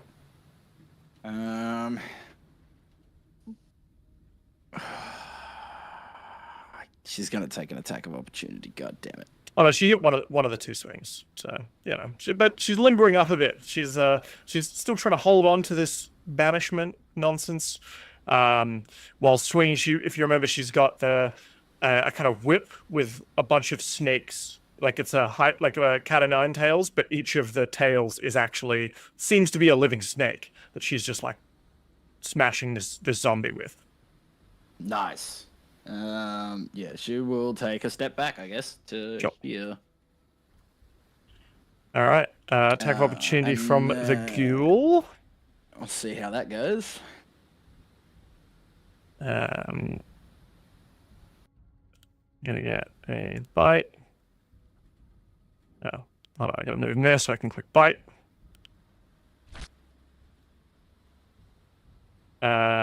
Misses though. Nice. She's fine. And she's gonna jump across onto the gangplank. Cool. And just like she's still staying within range to help Diana, but she's just backing away because she is very squishy. Yes. Yeah, cool. Top of the round, Karu, our dear fish boy. I'm going to bonus action cast Crimson Right on my Ruined Blade and give it cold damage. Let me just do my aware. Oh, god damn it! I took the full fucking 8 necrotic damage to do that. Do you actually just take 4, and then Yama takes 4? Yeah, sorry. Oh, you motherfucker! I mean, This was your idea. and I'm gonna never use the spell again. Just for flair, I'm gonna get behind this spawn. Just I know we don't have flanking things, but just for flair, he's gonna get behind this guy, and I'm gonna stab him. Hopefully. I got a nat 20. Oh, God damn. I mean, I can see if it still works. That's right. It does. Thank you. So I did brain. Does the force against this guy? Is this guy undead? I mean, he's a vampire. Does it count as undead? Yeah, it does. Okay.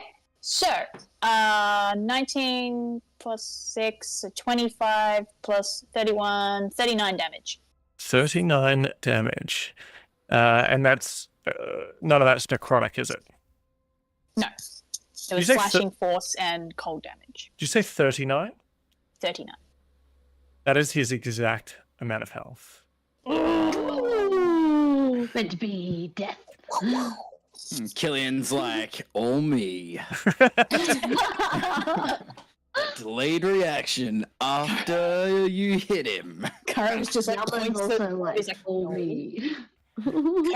Kara with the sword is like, no, me. Delayed reaction. A gift from the gods. Killian doesn't believe in those. Kara's just like, yeah, alright, whatever. I can't see anything else in here. Killian kind of obliterated everything. I am going to go in further and have a look. Oh god. Now, the way this it looks a bit interesting, obviously there's a sort of a raised area you can see with like planks above you. So you're kind of in a ditch when you enter into this area, right? And then there's like a raised, you're almost in like a gully, if that makes sense. And then there's that raised area with the little bridges and stuff. And yeah, around you is a bunch of what looks like supplies. You can see, a hobgoblin off in the northwest corner. Although probably difficult to see on this angle, you can kind of, you know he's there. Because he's kind of up and around, Karu comes, he walks in and has a look. You see him swiveling his head around, and then you see him go, haha! And then back to Yama, he's like, found another one of your friends. But that's all. I have to stay near you. You gotta Sorry, come I'm with me. slow and old. No, it's fine. It's Killian fine. yells out, Oh, judging by the thank look of you. you two, maybe don't stand next to each other for much longer. We literally look fine. Yeah, Yama's Killian- not even bloodied. Yama, you were huffing and puffing after you ran off the ship. That's normal. My knee hurts, okay, but I'll live. Alright. That's also just normal for Yama. Like, come on. Like, Hey, shut up! I'm not always this sweaty and panting. Yes, you are. I will Um, move the rest of like my movement to get further in. Well, I love now that you Oh, can, there's as a you ladder. said, if you have it, yeah, there's a little ladder there. Can I gotten to the top of that? Sure. Yeah. I also see you as like you could park Haru up onto this ledge from anything in here, really. Like you're. Hell yeah! This is. I'm loving it. I'm so excited. So that's me, and then Diana is also going to get the fuck away from the ghouls that are coming onto the ship. But then she's going to turn around. She's going to shoot them. Mhm. So she automatically hit one of them at least, based off how cool I am. Yeah, sure. No. Yeah, they're easier to hit than what you hit. So Jesus Christ. Oh, you got a crit. Attack. that's right. I did. So, I mean, she got 13 damage. Mhm. Is that enough to kill one? Bloody's one of them. Okay, well then I'll roll her dice, her second dice, because like, wait, does she get a crit? No, I can't remember. I don't think she does. I don't think she I think does. She just hits. I think she just hits. Yeah. Okay, well she hits one for 13 damage, and she'll, when it doesn't go down, she'll shoot it again. Yep. She almost got a crit. Fuck. Yeah. For another 9 damage. Another 9. That destroys one of them. Sick. Dan, can you do me a favor? Can you actually like remove me from ownership of Diana? I can't. It thinks I'm Diana, and I can't zoom in on Yama, so I can't see half the map. Oh, Yeah, it also thinks that I'm Diana. well, I think it does that Well, on her. Diana. I think it does that on her turn. It snaps to whoever's turn it is. Oh wait, no, it's not her turn Um, now. I don't know. Okay, I've removed that. Sorry, thank you. That's all right. So that was Diana's turn. Let me go back to whose turn is it now? The hobgoblin, who has seen his friend explode and sees Karu come in. He's a little bit concerned and is gonna start making a run for it. Oh, that little bitch.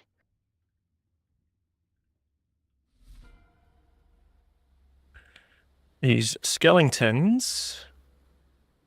Oh, yeah, so it's just going to shoot at Killian. Shield.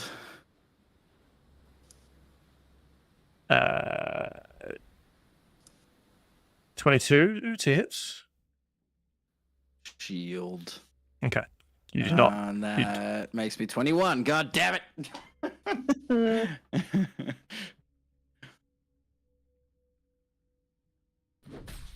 Well, first one hits, second one doesn't. You take 2 damage. Hell yeah. 2 whole damage. 2 whole damage. Better believe it. Since these- it hit me anyway, that shield is.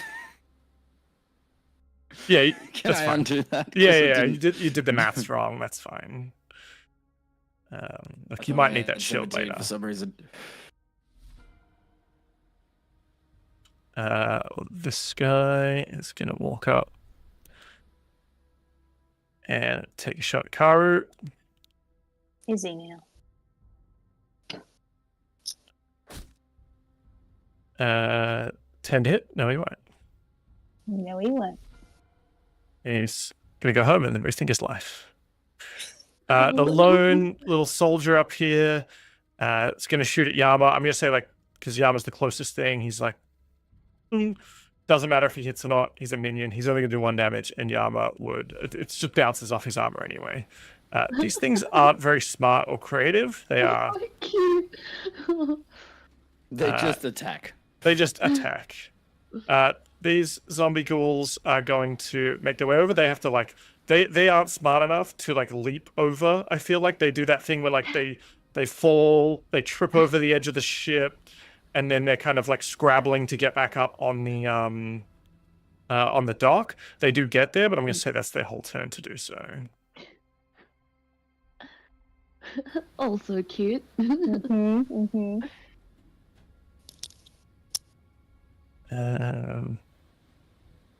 My game froze for a sec. Are we back? Well, I haven't left, but I can't move anything. Oh no. We win the combat. Yes, but what a win. Take It'll be your Yama stand. up next while I reset, just refresh my screen. Yama, what are you doing? Katie, maybe you can help while Dan's MIA. Are there any bad guys around us? Or just a dude? Not immediately around you. That's why I left, was because, yeah. Just Just throw that a little- rock at the just dude that- up on the... Just that little skeleton, but you can come in and, like, see where the other hobgoblin is when you can, obviously. Oh no, now I'm not Yama either. Shit. Oh yeah, sorry, I wasn't able to like advance the turn counter, so I realized Oh that. right, of course. My bad. Well then on my turn I am definitely gonna I guess like move into the room. Like is there anything in there, Karu? Like any like hidden rooms or anything? There's a bunch of stuff, like Karu's, like, calling this out. It's like, there's just, like, a bunch of really cool obstacles for me to park Karu off. There's another ledge. I can see a little skeleton. Oh no, maybe he's gone. Well, he was there before, but he's gone now. There was a hobgoblin in here, but he ran away. Mm-hmm. And yeah, there's all sorts of goodies in here. Lots of ladders leading. There's I can see a big ladder that the hobgoblin ran up. So that's. Oh, okay. Mm. And I will definitely go in there then. We But can there's find the nothing ladders. to fight in here. If you're after something to fight, it's empty. Well, It's good the way in. there's not too much to fight behind us either, is there? Or am I incorrect? You could boot that little Well, skeleton that. I will describe the area, I guess, because I didn't do that when Thank Katie you. walked in. But this large chamber has rough-hewn walls and somewhat of a kind of a domed ceiling rising up. You can see different, crates, barrels, bottles. This is obviously plundered cargo, but a lot of it looks quite old and rotted. So, you can kind of see a couple of sacks of what might have been grain at one point, but have just kind of turned to mold. The area smells musty and acrid. And the cave itself is furnished and obviously does have light, but it looks like you wouldn't want to spend a lot of time here. It kind of looks like old and decrepit. Well, I'm definitely gonna move in because I'm gonna investigate those ladders. Let's do that. That is 20 feet. Whoa! Yeah, That's the ladder over the left this side there. big Yeah. one. That's where I saw the hobgoblin go. Oh, He was up the let's top there. follow him. Yeah, let's get him. What's that? 30 feet? That's 50. And then 10 more feet.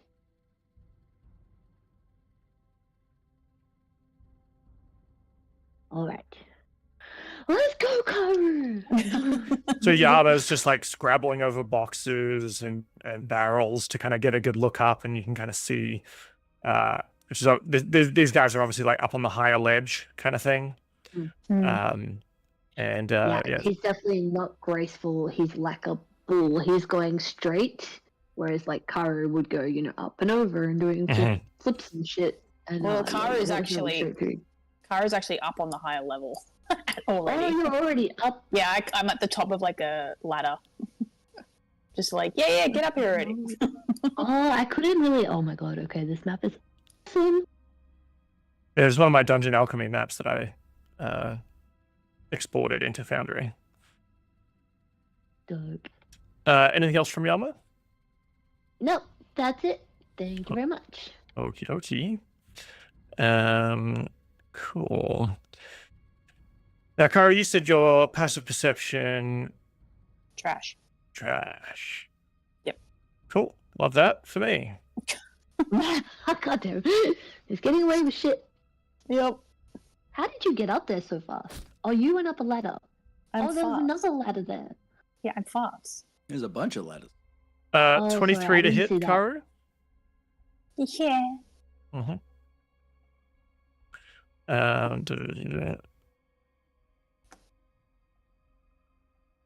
So, Yama, you've like barreled past Karu. Karu's like standing up delicately on like this ledge, and as you're like climbing over barrels to kind of get up there, just like you've kind of run past the ladder. You're like, oh crap! Try to turn with the speed of an ox. Trying to like, Tokyo drift and then rechange. You're like, you yell up to Karu, and just all you hear is, or all you see, I guess, is maybe like a shadow interrupt some of the torchlight for a moment, and you turn, and Karu is no longer there. Shit. Karu, the world goes black. You are blind and restrained.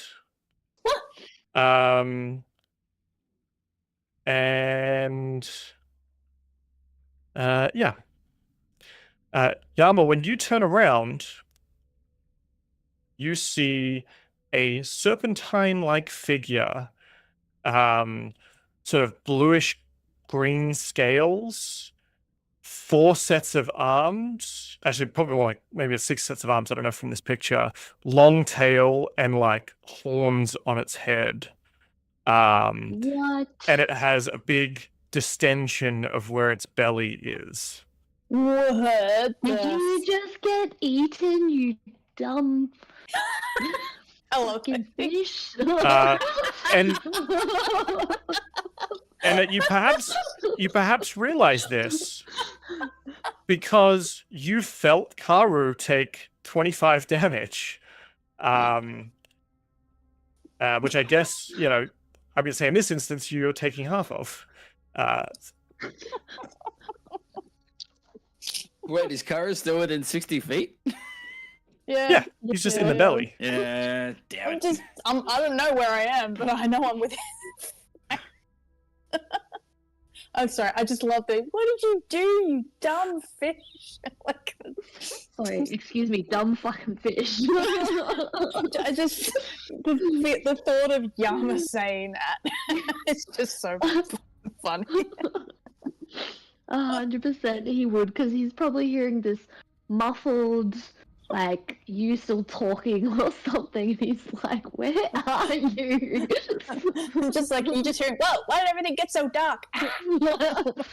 I'm moist in here. I'm moister than normal. So yeah, the bit makes a bite attack. As in, like, it already did the bite attack. You are now swallowed. You are blinded and restrained. Good news is you have total cover against attacks and other effects from outside the creature. Yeah. I know how this story goes. Continue. And at the start of your turn, protected. you're likely to take some acid damage. So sorry, what was the damage that you took, Katie, initially from the bite? It would be 12, like, as in you take 12, because I Okay, took, it was thank you. 25. But, like, why didn't I get to do, because I didn't notice it? It was hiding yeah. up in the roof, and you both failed your perception. So it essentially dropped down on you from the roof, and My next character is going to be so perceptive. Like, it's got to see through walls. I mean, you had a cleric at one point in time that I missed them. I'm bringing them back. yeah. Fucking hell. Skeletons walking in.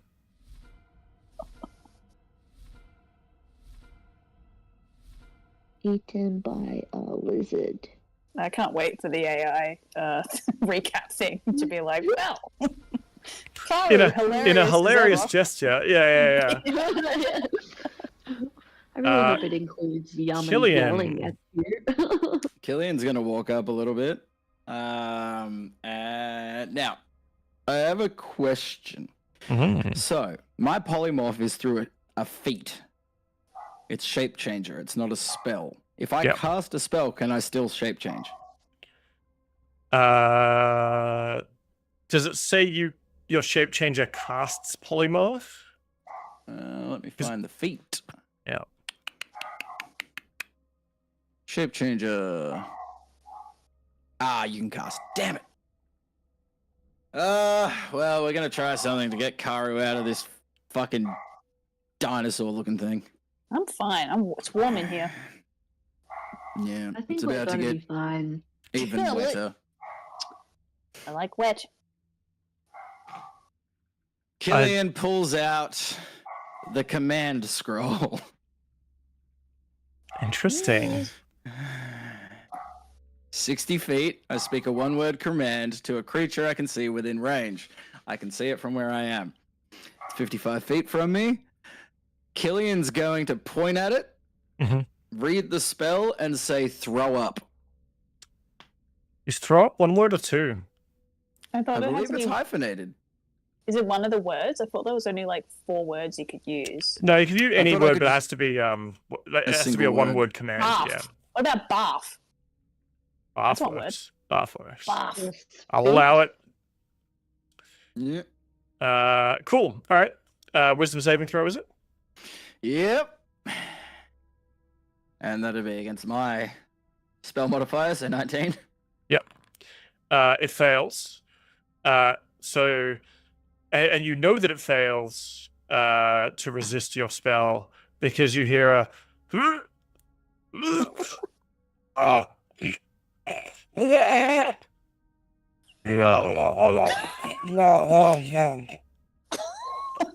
And Karu, you are ejected onto the ground.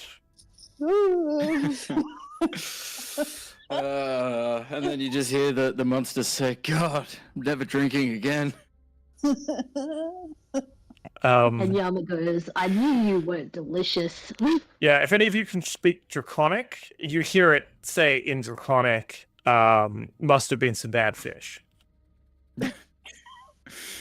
Karu doesn't know what it says, but is offended either way. Just like, Okay, well. Sakara's out. Now I need to find a bonus action to use. I couldn't leave you in there, Karu. you could have. No, because it kills But- both of you while you're in there.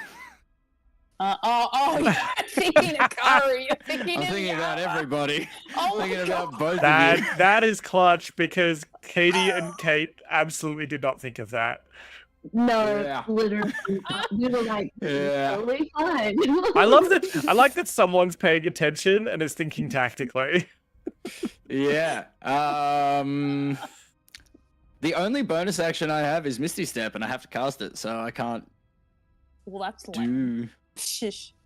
Can't do Wizard, shit. What is, Do it. well, wizard, what do you expect? I mean, I could try and throw a potion at your head. No, throw is an action, so I can't do that either. I'll just keep moving up, I guess. There seems safe enough on the pile of bones directly underneath the minion. Yeah. Excellent. And then Feyre will hit this guy. Yep. So she will move up and do her attacks. Dealing 6 damage and then a further no damage. Okay. I absolutely have to think tactically because I've been listening to Brennan Lee Mulligan's Critical Role podcast, and he is brutal. Yeah. So Yeah. his whole goal was to kill every player in the 5-episode campaign. Sick. It's I great. love What a goal. BLM.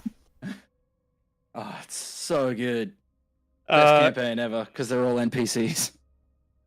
Karu, you are at the, I'd say, feet of this thing, but it's sort of almost kind of looks like a wingless drake, but very like serpentine, if that makes sense. Killian also yells out, "Don't get eaten again, idiot." Don't assume what I'm into. I don't want you I to might have liked that.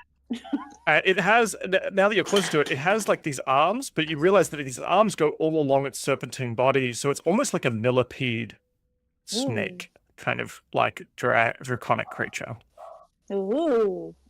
Car is like, You draconic creature, you say? Oh, it speaks draconic. Hell yeah, Killian's got a new idea for his next draconic spirit. Car, yeah. Car's gonna hear that because he heard that from inside in stereo. So that's gonna be nightmare fuel for him now. You're Anytime someone welcome. vomits, you didn't do it for me. Car is gonna stab it. Yeah, that seems like a thing to do. No, 16 does hit? not hit. Oh, Jesus. I'm getting a drink. Yeah, we try again. Yeah, okay. Hey, another nat 20. Oh my god! What the fuck? That's like 3 nat 20s I've rolled. Amazing. Is he undead? He is not undead. Okay, so he takes 20 slashing damage and... not bad. 11 cold damage. Mm-hmm. And I'm gonna run away. Because I can do that because I have the mobile feat, so he can't make an attack of opportunity on me. So Kara is just gonna be like, Yama! Fucking wait, I need to measure it. 1 sec. It's like, Yama, there's a big thing. I got swallowed. There is a skeleton you'll be passing here. Oh. Fuck. Alright. Then I take it back. Go back.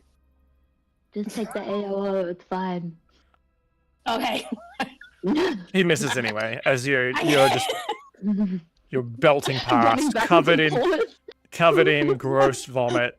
Acid vomit. But it's hard to tell if that's just Kara's normal monstrous form and just like the weird ichor that he excretes, or there's like an added layer of griminess from this creature. So accurate. That's hilarious. You slimy being. Oh my god. He is a slimy bean. Diana's gonna move. Oh, whoa, I just zoomed out weirdly. Okay, sorry. She's gonna move up.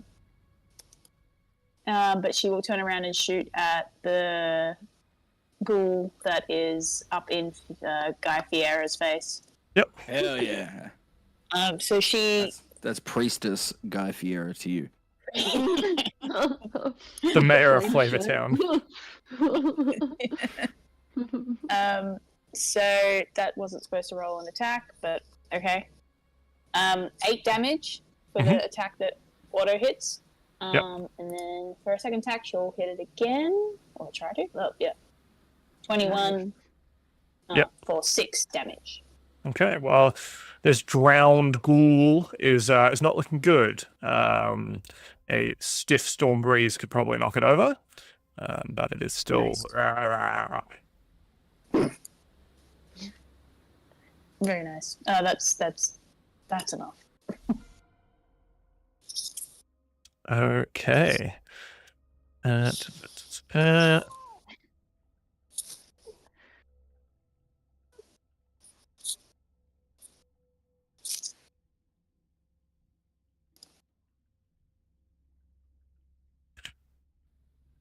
The hobgoblin continues running away from you, and you lose sight of it around a corner. Fucking back here. Punk. Skellington.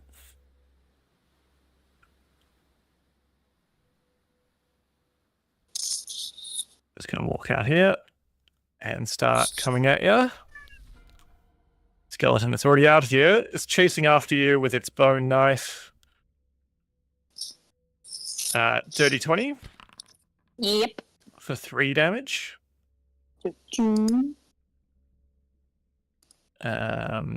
Cool.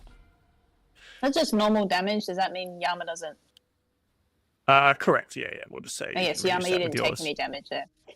Nice. One of the skeletons that's up on the ridge, that's just been, it and its companions have all been like peppered with crossbow bolts, just leaps down at you, Killian, with its bone knife.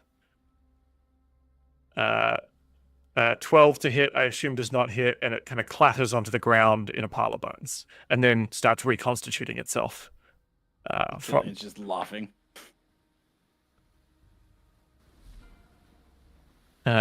Ghoul. It's obviously been kind of ravaged by Diana's shots, and Fiera's whip is going to try and claw into Diana. Sorry, Fiera. 23 to hit means that will hit. So she needs to make a con saving throw for 11 to not take this damage. I can't make the con saves because I don't have full Oh, ownership that's right. for some reason. Sorry, Still. yeah. It won't let me. I think I maybe removed all full ownership when it was fucking up Katie's thing. But a 19 means it's fine. Give her back her health. But she'll need to make a second con save to maintain the spell. And she does. Hell yeah. Cool. Morgul's turns. He's going to spend his whole turn getting up to try and surround Fiora. And then we're at Yama.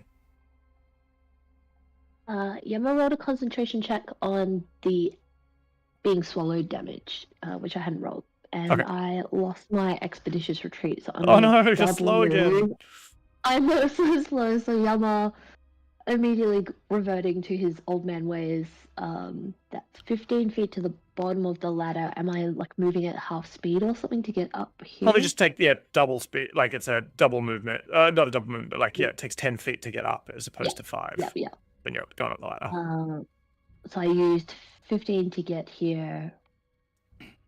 Then that's 15 to get up, meaning I have only 15 left.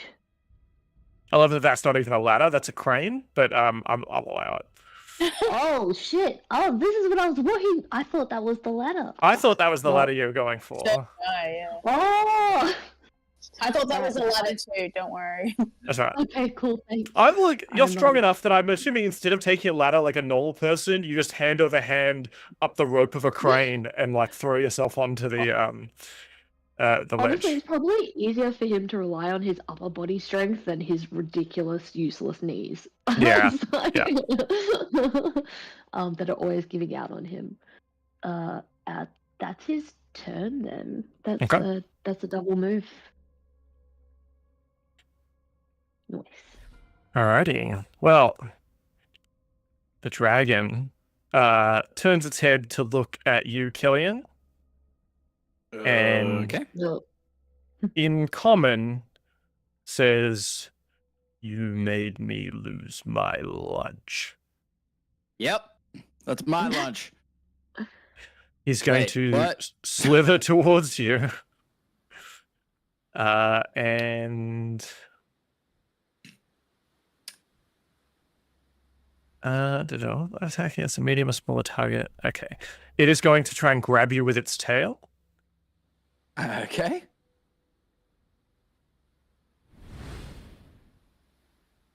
Um, 18 to hit. Can I shield? Sure. Hell yeah. Then no. Okay. All right. Well, it fails to do Shield that. makes So me slippery and I fall through. that's right. Yeah, it can't. Like, it's trying to grab you, and this sort of layer of magic makes you, very slippery, like a soap bubble.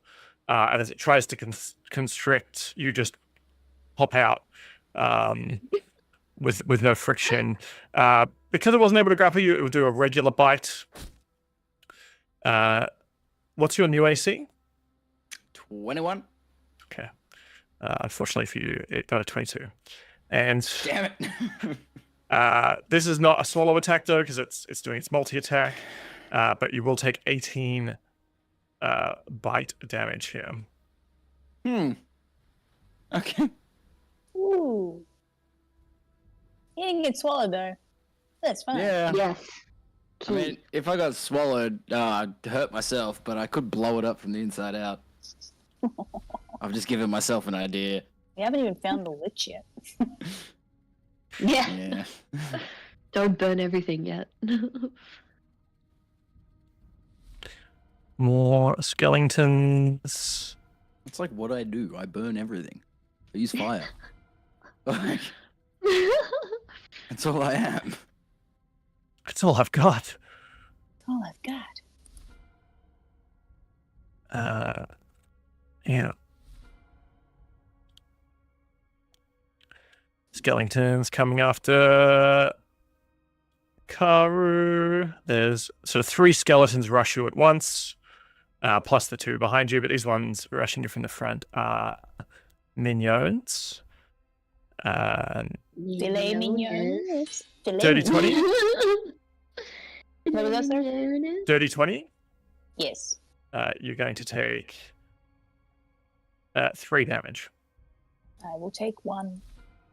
Yeah, I'm Ah, not gonna then. take anything. Bloody well take it, won't you? Hey, you got your cat.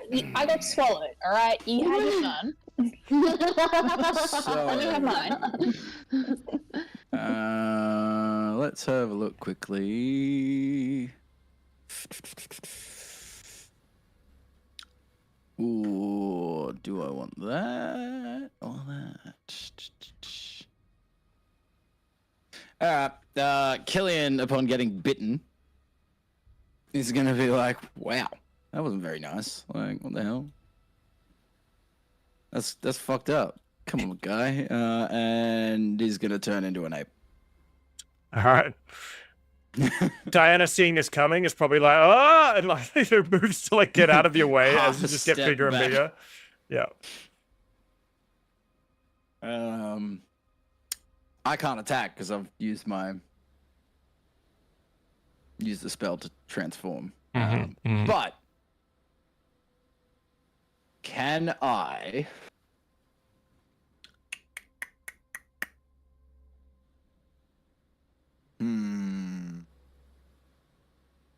get up on these rocks? Yeah, absolutely. Yeah. And I'm like standing up above him now. It's like beating my chest. Yeah, well, he's actually kind of like, he's under the jaw of this like Leviathan creature. As you climb up there in your great ape form, you can see that there's actually like it's like a separate cave above that's like built into the jaw or like behind the jaw, and you can see it leads somewhere in there. Killy Ape lets out a very loud roar, but no one knows what the fuck he's saying. Yeah. But everyone now knows that there's a giant ape out here doing some Godzilla v Kong shit. Yeah! This is some Skull Island crap. Yeah. All right. I think that's your turn then. Yep. And you're yeah, that's it. And you're concentrating on polymorph. I am. And then Priestess Guy Fieri is gonna attack the guy that she's been wailing on for a while, I guess. Yep.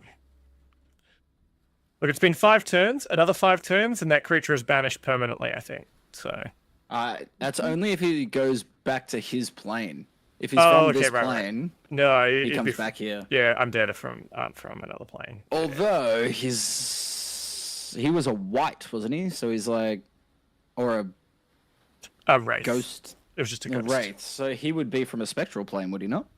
No, I think it's sort of a reanimated evil soul. I think the undead are still from here. Damn. Fiera, though, I assume she's going to want to do some attacking. Yeah, either that or she could disengage. Do Spirit Guardians do damage to everything around me, or is it just? Yes. if they're in my thing. Correct. So they 15 feet around her. Anyone that starts their turn there would take 3d8 radiant damage. Yeah, fuck it. She's gonna let the wraith come back, and she's gonna cast Spirit Guardians. Cool. All right. If I click that, what does that do? Can concentration and banishment.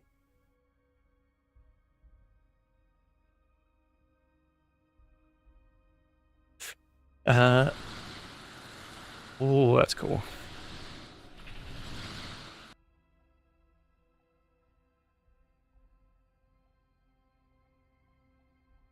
And yeah, I guess that'll do.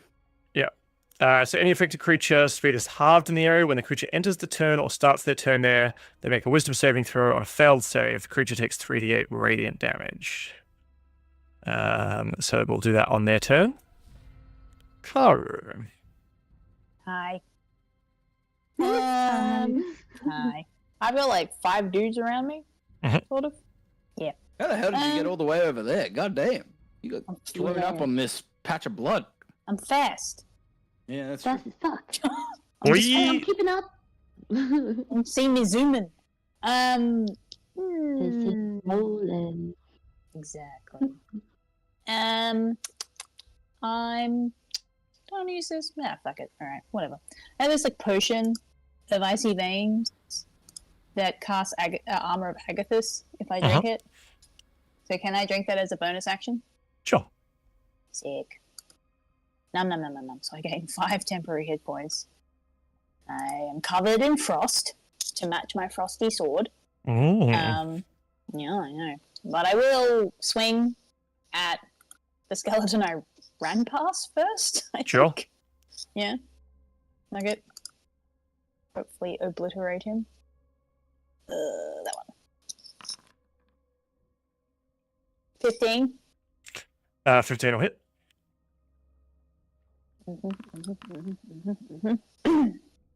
Whoa, what's going on? 18 So damage. 18. That just your sword just obliterates through, and you can even go like, ha ha ha, yes, they're no longer organic. Bone is just calcium. Destroy. All right, Swordy, have another, and then I will go for one of these little miniony dudes in front of me that have joined the fight. Oh yeah. Jesus fucking Christ, these rolls. 18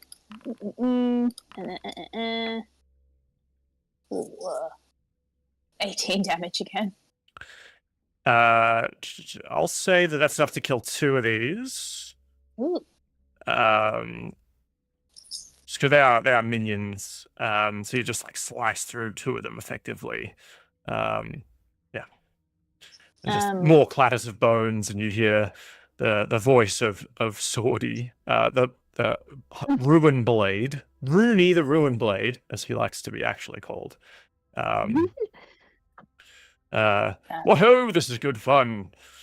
Return their bones to the ground, then salt the earth so nothing new shall grow. Yes. Sounds great.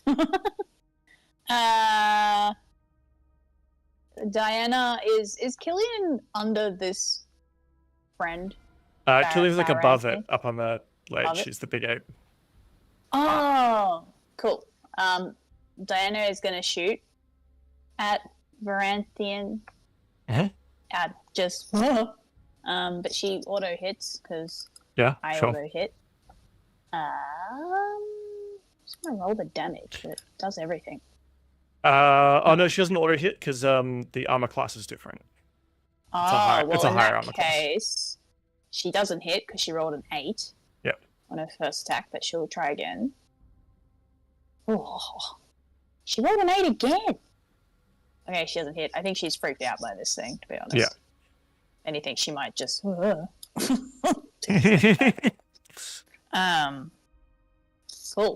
I should really look at all her other abilities because the next They're time all reactions.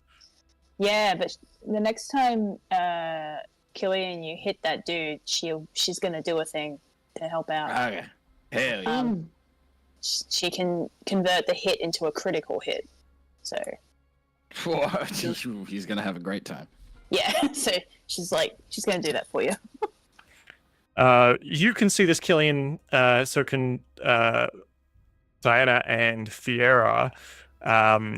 The remaining hobgoblin is kind of like parkouring across this ridge of rocks, kind of like similar to the one you've climbed up on, Killian, on the opposite side.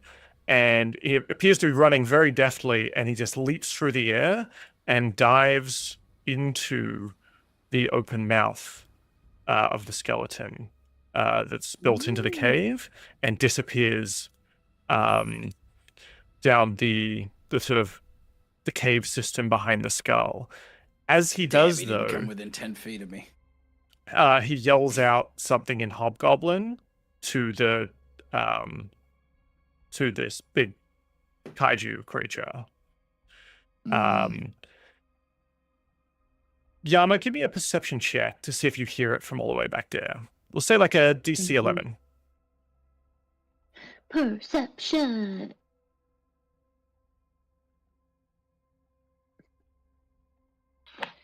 Come on, D&D Beyond, what are you doing? Oh, it is rolling slowly. I hear it.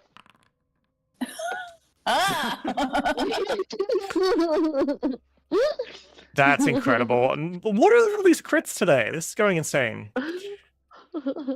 You hear him say, I'm going to warn the Stormcaller that the mountain is here.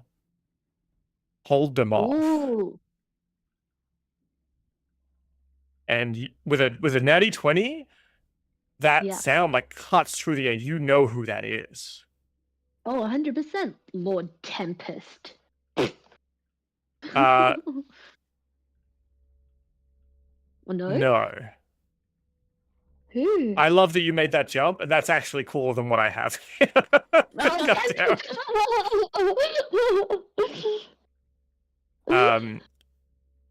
You know, I should have asked you this before this session. What is Yama's Yama's wife, Tempura's mother? Ooh. What is that relationship, and like what happened? Is she still a part of the whole thing? She dead? She disappeared? I think she might be dead. I think she might be part of that like horrific backstory that Yama has, and why he decided that this path was not for him. Like, I think she might have been that triggering moment where he's, I think I've told you guys all this story where he forced all these villagers to back off a cliff, and this is why he has this fear of flying. But I think maybe she might have gotten caught up in that. Excellent. What this is then is, you know this name though. I think this is her sister. So Tempest's auntie. Yeah. You know that she is sort of a third in command. And she is a sort of proficient shaman with a lot of lightning damage, but she's also known as sort of quite the performer and musician. But there's like these kind of two sides to her, that the kind of niceness of the music and dancing, and also the electrocuting you to death and laughing about it kind of thing. Ooh. And I imagine she blames you a lot for a lot of things. Sounds right. I'm going to, can I just show this to deselect all? I'm just going to share this with Katie. So you know who this is. Did it come up for you? Or you might have to see it in the journal. Wait, something came up for me. Did you mean me? It's Yeah. a blank page, though. Is it? It just says NPCs and it's blank. Sorry, everyone, for me grinding this to a halt. So how about now? Oh, yes. Oh. This is her? Yeah. Oh, cool. So I think that's your Yala's that's your sister-in-law.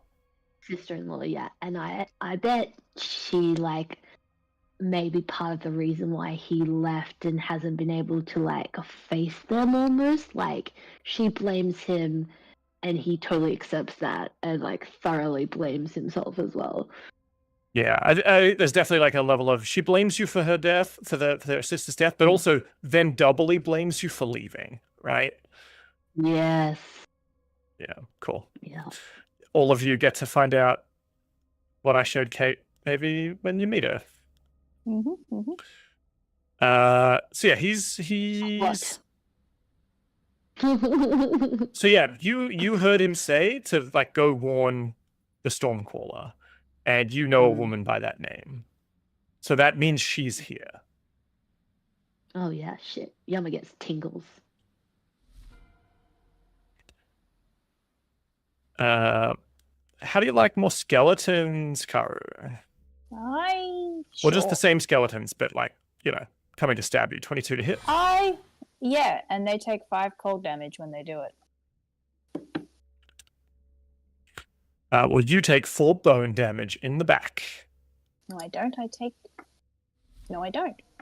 Because I had temporary hit points, so I take none of that.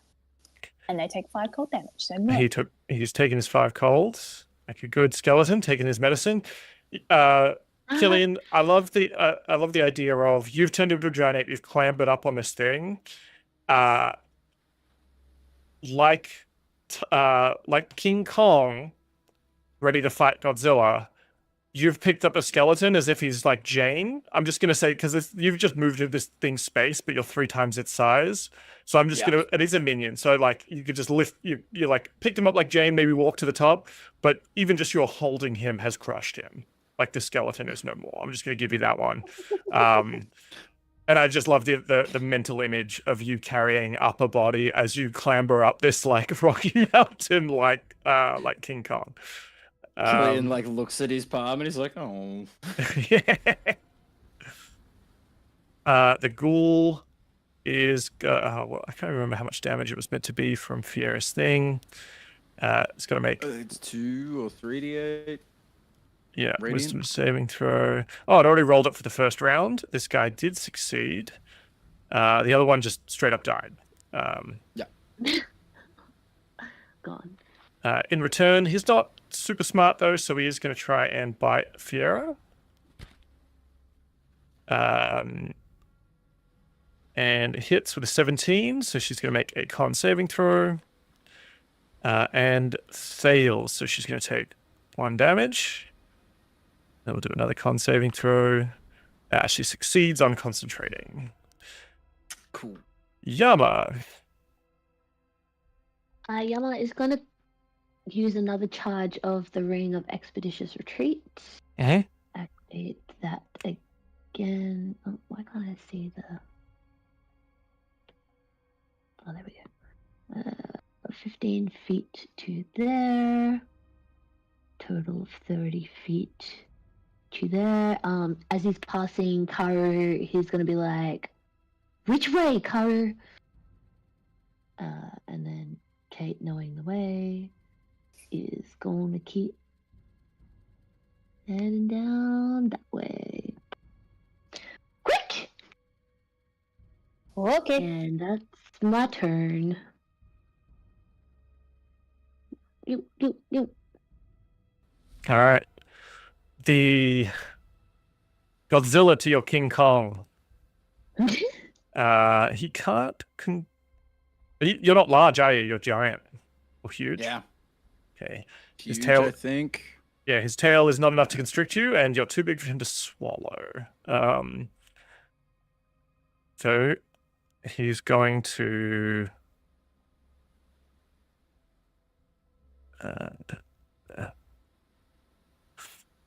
Have you guys seen that scene in Godzilla where he just opens up that creature's mouth and just fucking like atomic breaths into it? Mm-hmm. Oh no! Yes, amazing. He's gonna try and do that.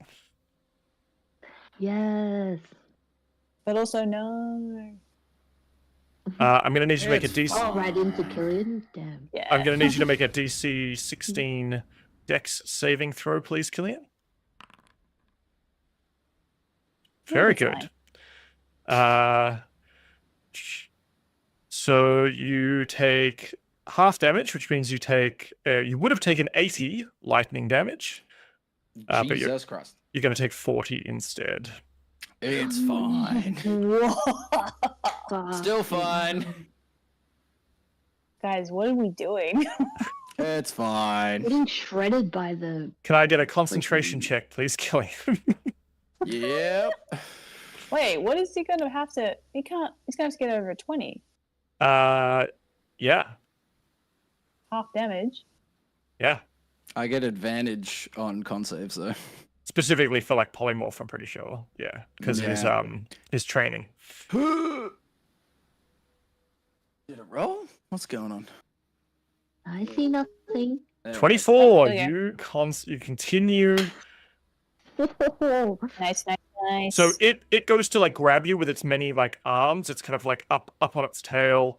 It tries to grab you and tries to breathe its sort of lightning breath into your face. You're able to dodge out of the way. It just kind of grazes you, and you maintain concentration.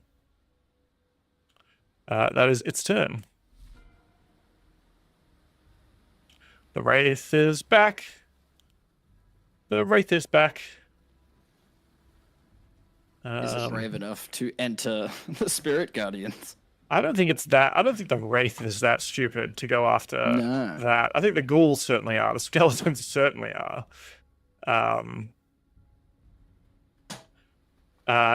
It's going to reach out, and sort of this smoky light emanates from its hands towards Diana. And she is racked in her mind. Well, potentially if this hits. What is her AC? 13? Does wisdom saving throw? Does she have to do that? Yes, because it hit her. It got a 25 Oh yeah. to hit. All right, let me just do. I think you just click that little dice next to her and it should roll it. The little thing. Oh, my bad. I That's all right. went into a thing. Oh, let me. This is cool. It gives you options: advantage, disadvantage, situational bonus. She got a better one when I rolled it without. Wait, it didn't come up. I see nothing. Yeah, I don't see it. Let's When see I it. rolled in her sheet, it didn't come up either. Oh. I just tried. I'll try again. Oh. Maybe because it's looking for that roll. I rolled it. Oh, no, there you go. 20. 20. Okay, Not that's even so sh- weird. That one. Even like back. Oh, you did that one. Okay. Yeah. I did that All one. right. Well, she succeeds. Oh. That's good because the hit itself does 13 psychic damage, and if she had failed the wisdom saving throw, she would fall prone and be frightened for 1 minute. And while frightened in this way, can't stand up. So she's racked with kind of a psychic blow, but she is able to kind of push through. Her mental fortitude is too strong, but she does need to make a con saving throw. She was at full health. Why is she at fucking 0? I think it's auto taking off the. It's auto taking thing. off the 13 damage. I'm gonna have to next session. I'll try and fix the auto damage thing Okay, let's see if the con save comes through this time. because it doesn't know about Okay. companions only having 7 hit points or whatever. Okay, She's well no. dead. Her rolls were coming through before, and now they're not when I do them. She got 15 on the dice for her con save. Okay, she's got a +2, so I think she's fine. She's got +5 for saving rolls. Cool. So yeah, I don't think she takes damage then. Good job, Diana. Yes. Stay strong. Cool. Well, that's the wraith. It's going to continue flying about, doing its thing. Skeletons. Skeletons are marching. Skeletons are marching.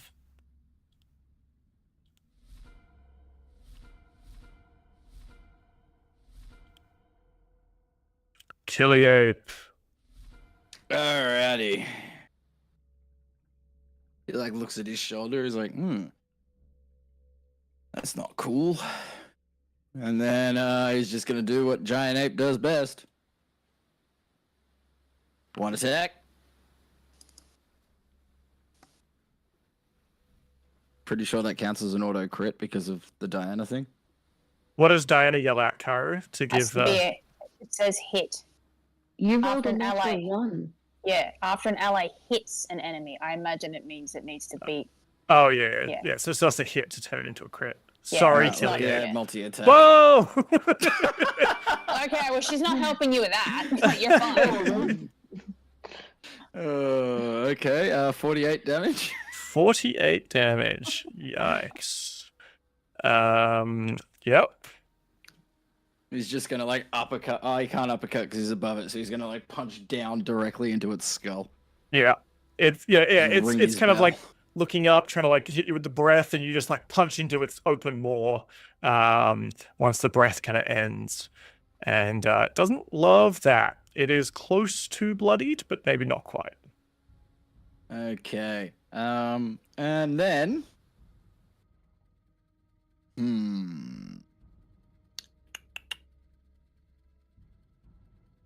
I am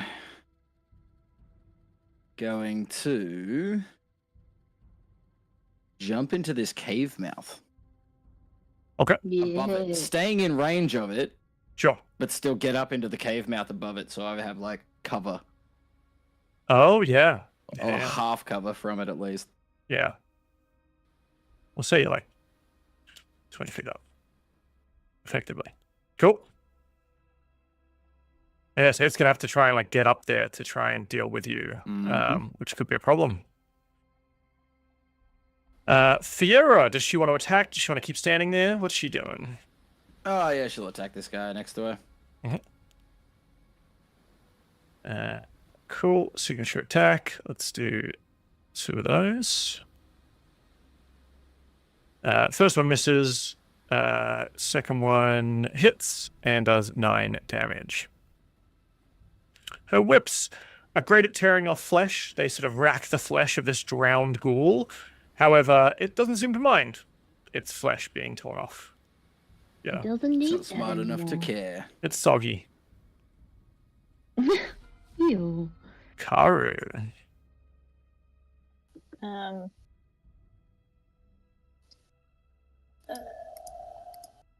Would I guess I'll. This is. Oh, there's 2 skeletons. Okay, I'll hit the 2 skeletons. Mhm. Look at that. Meow. So the little one in front of me. That's kind of. Sure. My dice rolls are just not coming through anymore. You Apparently. having the Chris problem? No, the Chris problem is it rolls 1,000 times. Yeah, the opposite. Sorry, I'm gonna refresh because that's really weird. Just out of nowhere, nothing's actually rolling. Yeah.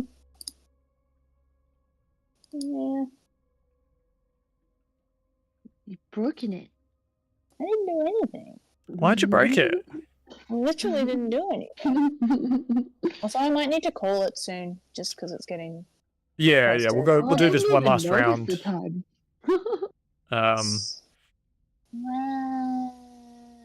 There's a lot of jank and a lot of little skellies that kind of slowed the combat, but you know, and we, the dragon thing had a mid-fight snack, so he's good to go. And the vampire had a mid-fight snack. Everyone's getting mid-fight snacks. Oh, true. I got eaten too. Damn it. Apologies, everything's taking a long time to load. And I can't just like roll a dice in D&D Beyond for some reason. How dare it? Can I roll for you?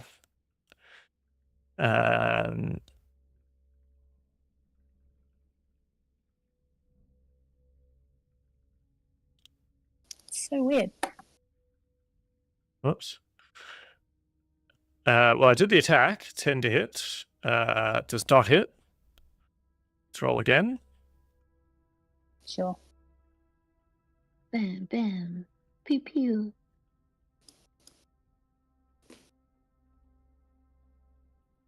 Uh, 27 to hit definitely hits. And you were taking out the little skelly. Yeah. Yeah. That sounds fine. Destroy. Cool. So you've taken out one of the two skeletons around you. You have a Yama kind of ahead of you who's chasing after the hobgoblin. Skeleton behind you, you can hear the roars and battle of a lizard fighting a giant ape. Is there anywhere you would like to go?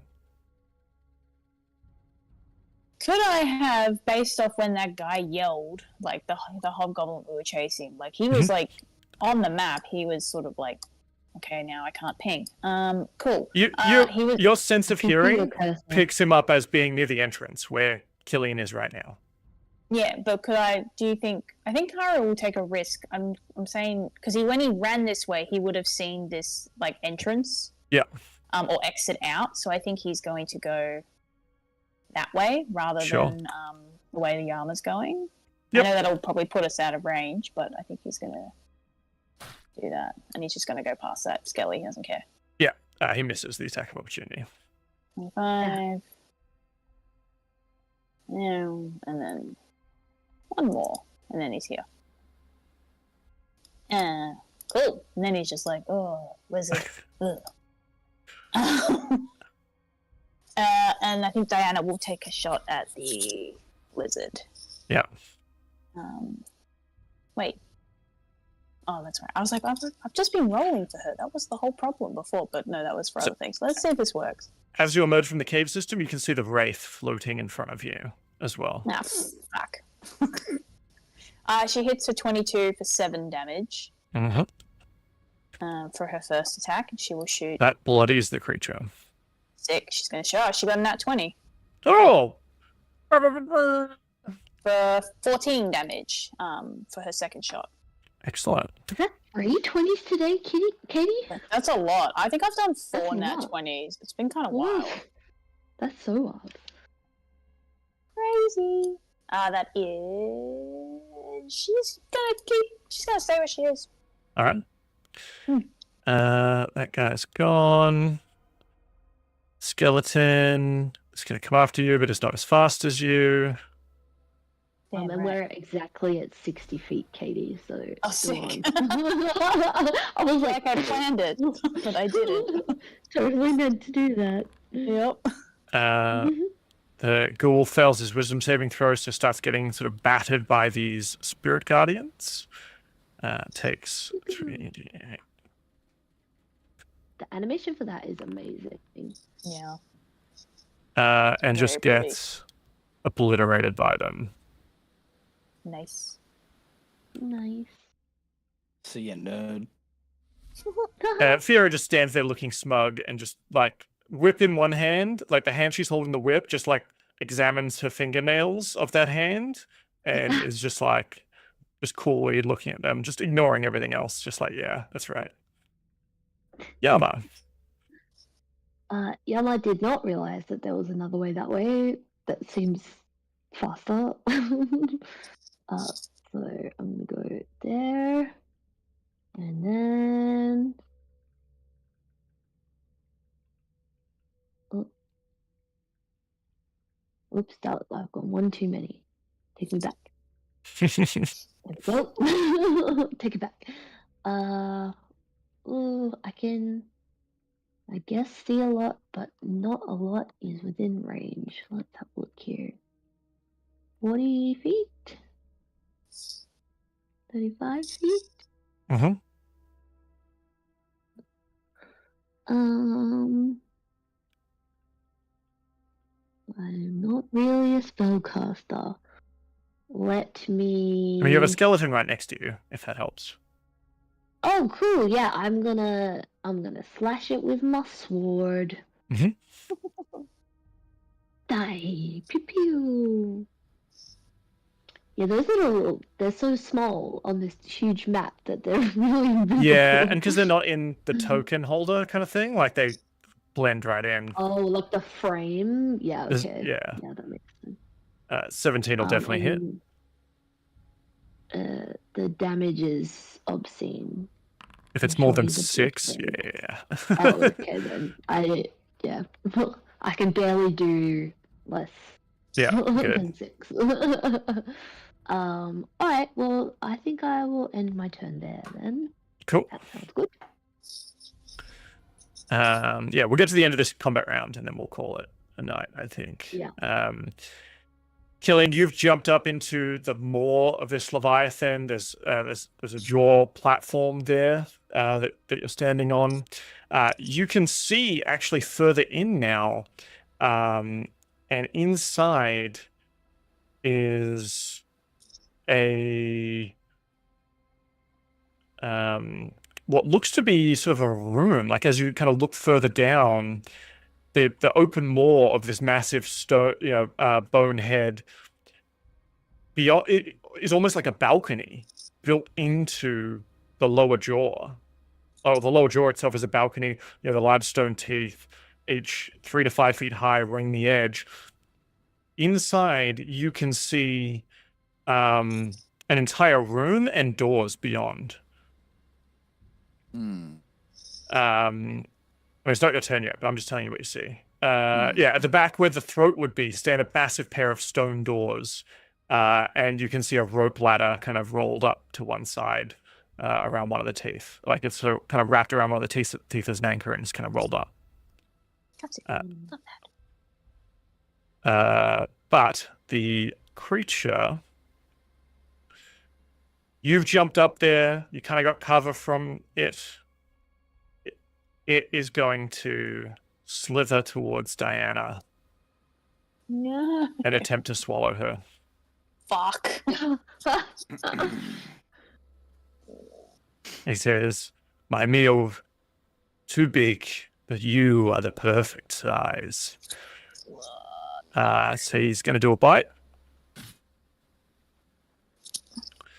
That hits. Apparently I can roll injury. Oh, no, I think that's just because it's been put her at 0. Don't worry about that. Oh. I think that's part of the 2024 rules, maybe. Yeah, I was gonna say.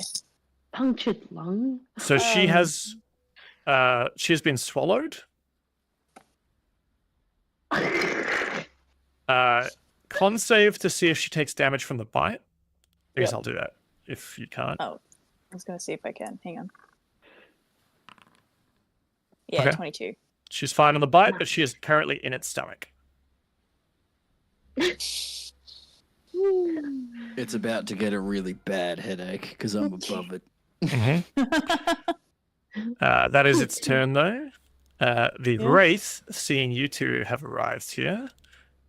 Hey, what's up? So, What's up, dude? Ah, dude.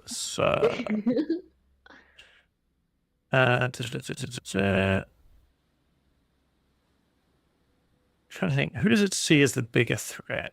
Probably Karu. Karu's in the front. Hey. Yeah, I came out first, or just like. I mean, I might even think you're on the same team. How might, horrific actually, you yeah. look. Yeah, it's like, oh yeah, gross. It must be one of us. It's going to try and hit you with that same sort of weird psychic ghost fog. You can try. 22 to hit. It succeeded. Oh, I'm gonna buff by 4. AC 4. What does that put you at, Karu, with the +4? Oh yeah, 23. Cool. All right. You do not take 13 damage. You do not fall prone. And you do not get frightened. It was a good one. Yeah. Scaling It would have taken turns. 5 cold damage if I actually got hit. Scaling turns. Running out. Causing mischief. Now, I have Killian. a question. Yes. So I'm 20 feet above it. Sure. How high would I have to jump to give it damage of me landing on it before I punch it in the head twice? Because I am quite heavy. You are quite heavy. I mean, okay. The dump trunk is thick. Thick. That's a thick boy. I That's a think. thick Look, boy. I don't think there's really anything in the rules about dropping heavy things on people. Like, I think it kind of just acts like a projectile attack. So I'll tell you what, because you're coming at it from above, I'll just give you advantage on the attack, on the first attack. Sounds good. Because I think that's just gonna be easier than me trying to figure out an exact rule. Yeah. Um. Works for me. Yeah. The ape jumps. Yeah. He sees it, like he's like peering over the edge, sees it swallow Diana, and like instinctually he's like, I think that's my friend. That looks bad. That looks It's like friend-shaped. Jumps out of the moor, lands on it, like I like to imagine lands on his back, and is going to wail him in the back of the head. That's advantage. That's another nat 20. Oh my So god! that's 51 damage. for the Diana's first hit. inside its stomach going, I guess I don't need to help you with this one either. And now we get a second one. Is it a rule with the Godzilla dude that if he takes more than 30 damage in one hit, he has to like roll a thing to see if he doesn't throw up? Or is that just a different thing? That'd be nice. So it says if it takes 30 damage or more on a single turn from the swallowed creature. Ah, I thought it was just damage. Damn. Does Diana yell out anything from in the stomach? I feel like I punched it in the back of the head, so its mouth's open, so we might be able to hear it. You got this. Do you want another crit? Is that what you're going for here? Yeah. Does a 15 hit? 15 does not hit. Okay. Damn well, it! Yeah. She's like, 51 sorry. Still, that's a good first hit. Yeah, that was good. And I am. And on its unfortunately, because back. she's currently blinded, she can't cheer you to add a d6 to that result That's right. because she has to be able to see you. Yep. Yeah. She can definitely feel where the punches are coming from. Yeah. Because she's bouncing around inside that thing. So yeah, you've sort of crashed down onto it. You're kind of on its level now, and hit it with two big old swings. It is not loving that. It definitely couldn't live up to another one of those hits. Fiera. Fiera.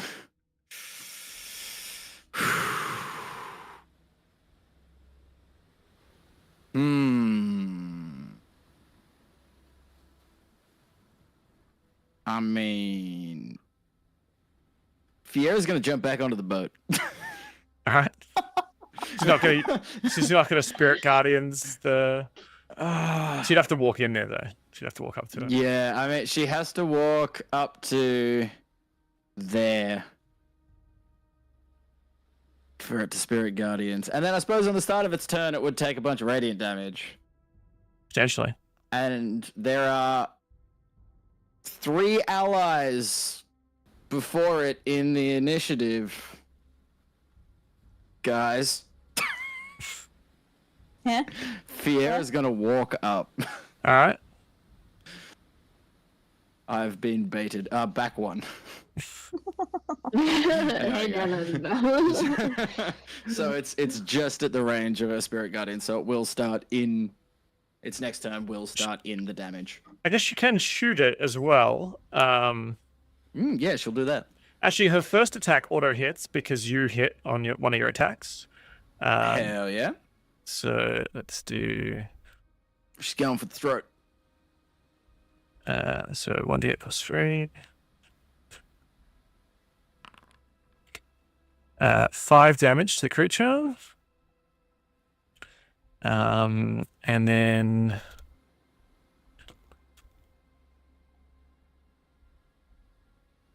I'll do 20 plus 5. 23 to hit. She hits on the second one. 8 damage. Oh, Nice. so close. This thing is not loving that. So it's like in the Spirit Guardians, it's kind of like trying to deal with this issue. You can tell that it's like weak, if not weakening it, like it just definitely does not love that.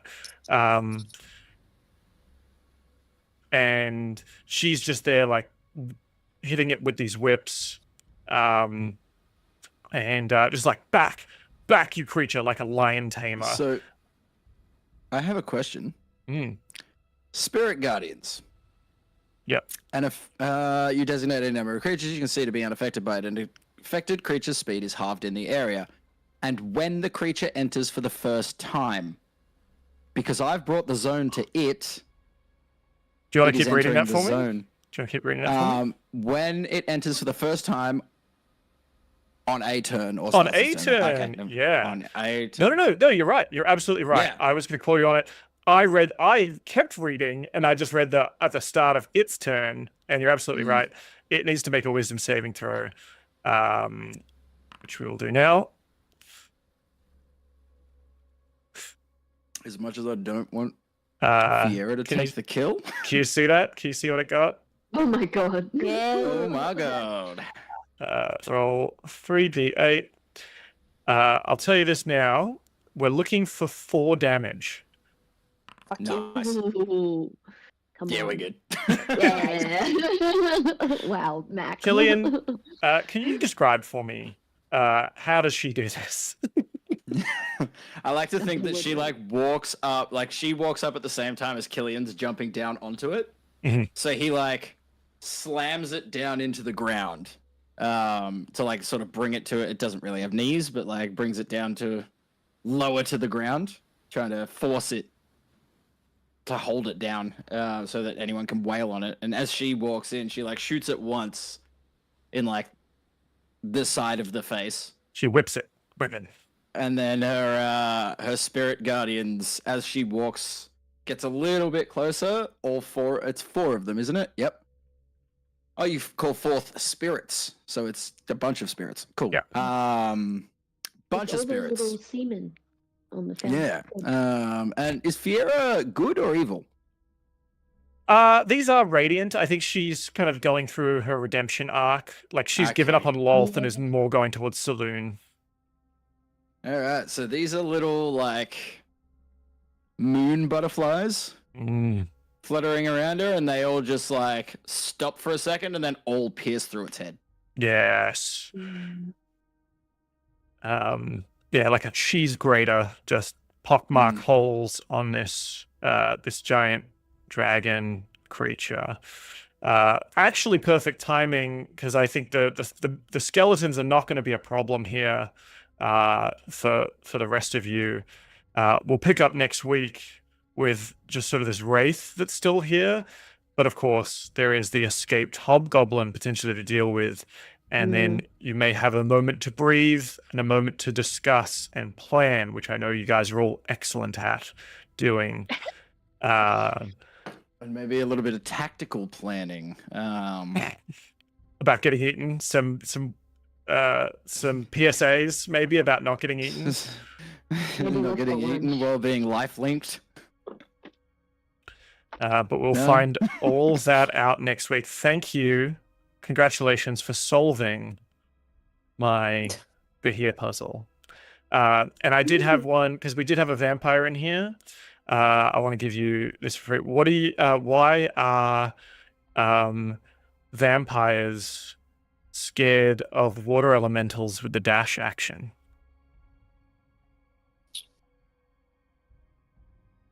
Because vampires can't cross running water.